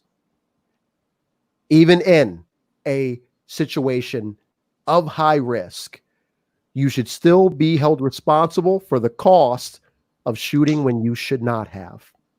Too often I'm hearing that should be absolved because there was a possibility that it could have been a good shoot and they did not know. How about essential integrity? I agree. No, I was gonna say, I agree with the 2x2 matrix of shoot, not shoot, and the results are shoot, not shoot. I agree with that for law enforcement just as much as I agree with that for civilians. Like open carry, if you're willing to open carry, you got to be willing to take the consequences of all four of those boxes. Absolutely. Absolutely. On essential integrity versus essential selfishness, there should be the body cam. That's really what I call the body cam. Mm-hmm. It is basically a not completely objective, but a more objective eyeball, especially when they have audio. Body cams magically losing power before the stop and being turned off. I argue that's essential selfishness. There's information that you know and you chose. That would be the next line for me. Man, there should be such a serious consequence for that. I mean, that just can't happen. And we are seeing that actually. Yeah. I believe in Atlanta, they were firing officers who I think they fired a higher level leader when they found out that leader's people was turning off their cams and they weren't spot checking or doing anything. Absolutely. Ontological humility versus, I think in this case of shootings, there should be more conversation about what's known and what's perceived. Not he was, I thought. Not they did something wrong. Malcolm Gladwell talks about that in his book. We hold a higher level of standard for the person who has the gun in their face than we do with the person holding the gun. It's okay for the person holding the gun to say, I was scared. But the person with the gun in their face is expected to be cool, calm, and collected as if they've had training. Why did he move? He was told to freeze. If this was a different kind of country, I would want to put a gun in a person's face every time they say that. So I guarantee you, most people, if you put a gun in their face and say, don't move, they're going to move. They're going to do something you did not tell them to do. I guarantee it. Turn away, put their hands up over their face as if hands are bulletproof. I don't know why people do that, but they do. It's reflex, yeah. It's reflex. So why, when it's another person that we forgot as a human, they're supposed to be cool and calm as ice, as if they've had training or experience with guns in their faces? I would say authentic communication. I'm going to come back to that one. I can't think of something unless one of you guys got something. No. I haven't listened to the definition of authentic there. But I would think it's again, you're not acting as an automaton, right? You're not treating that person as an object or just a role player for a set of expected behaviors because of, some sort of external qualities that they have. They're wearing a hood or they're wearing their pants low down or something. You're treating them like a human being, and you're speaking as a human being, not an automaton, and you're engaging with them in the same way. It's a real engagement. It's a real assessment of what's really happening in the moment, rather than just the execution of an algorithm. Yeah. You jogged my memory. That's a good setup for it. So with authentic communication, you're not withholding material evidence. The fact that they're a human like you. You're not withholding the fact that if someone put a gun in your face, you would probably, you're not withholding this information. Your point in communicating is not to win. Actually, I'm jumping ahead, but yeah, that's that one. I actually Yep. started jumping ahead to constructive negotiation. So constructive Mhm. negotiation is your point is not to beat the other person. Your goal is to come to a consensus, which might sound the same for some people, but they are different. Mhm. Some people want to beat the other person. They want to berate them to where they stop speaking, you know. Mhm. So with constructive negotiation, I argue actually for both sides, not just police, there should be more questions instead of declarations. That's what I would argue for this one. You could, Yeah. did you see, I don't know if Ray, you saw, I put in the chat box there, this, a link to something called Peel's Principles of Law Enforcement. So this goes back to 1829.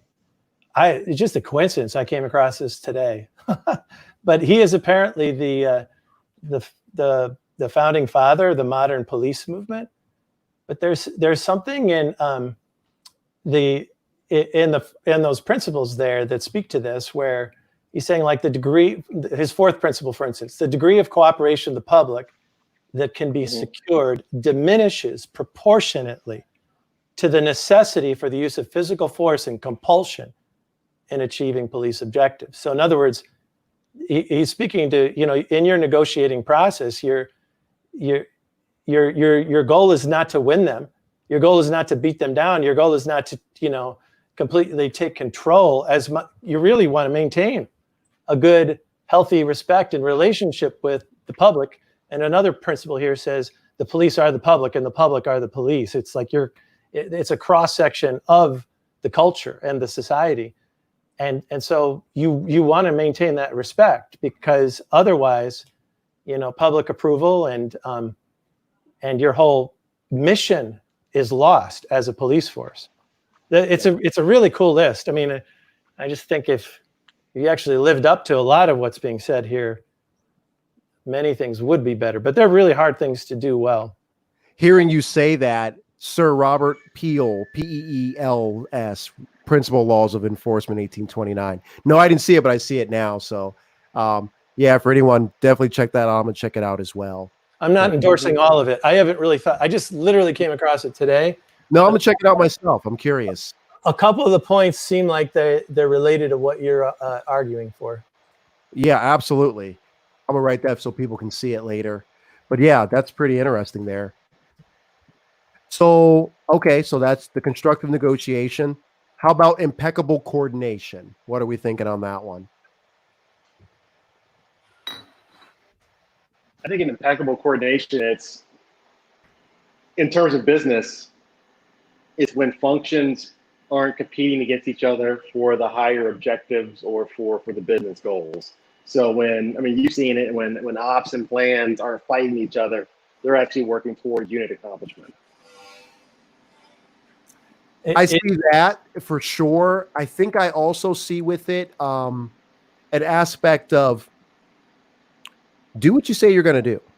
So you see a lot of people complaining right now about how the politicians, they're allowing the streets to be painted with Black Lives Matter.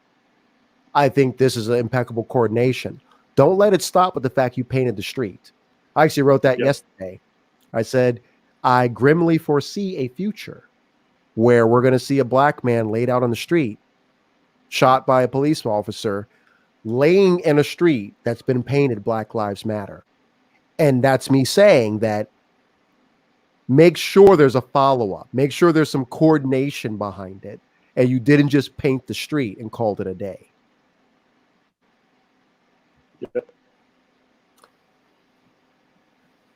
Now, the seventh one for me, we didn't talk about it a lot, guys, but my personal opinion is if you do the first six, you by default have the seventh. What's your thoughts on that one, Eric? Actually, both of you. With the emotional mastery, you mean? Right. What are your thoughts on my statement? I mean, the author kind of alluded to it also in the first chapter, but what do you think of that thought where I'm claiming that this, I think, is maybe the most important thing in many respects, because I think what goes wrong is that you and I have talked about this a lot. I do think that one of the systemic injustices we have, I mean, we have it in the system of our judiciary and in the training, I would say, even of the police. But I also think it's built into our nervous systems in many respects, and it's not.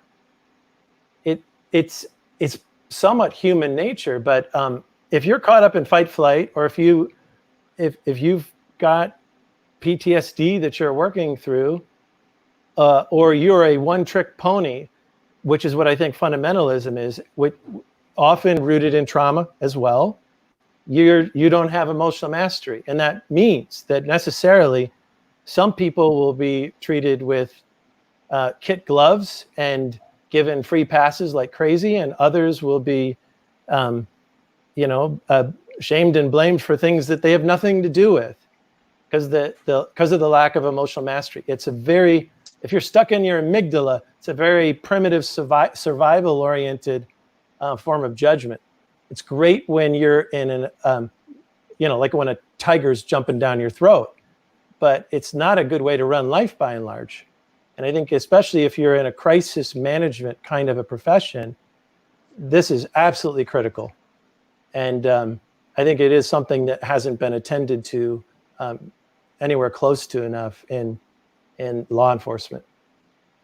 Daniel Goleman, he wrote Emotional Intelligence. Didn't I learn that book from you, Travis?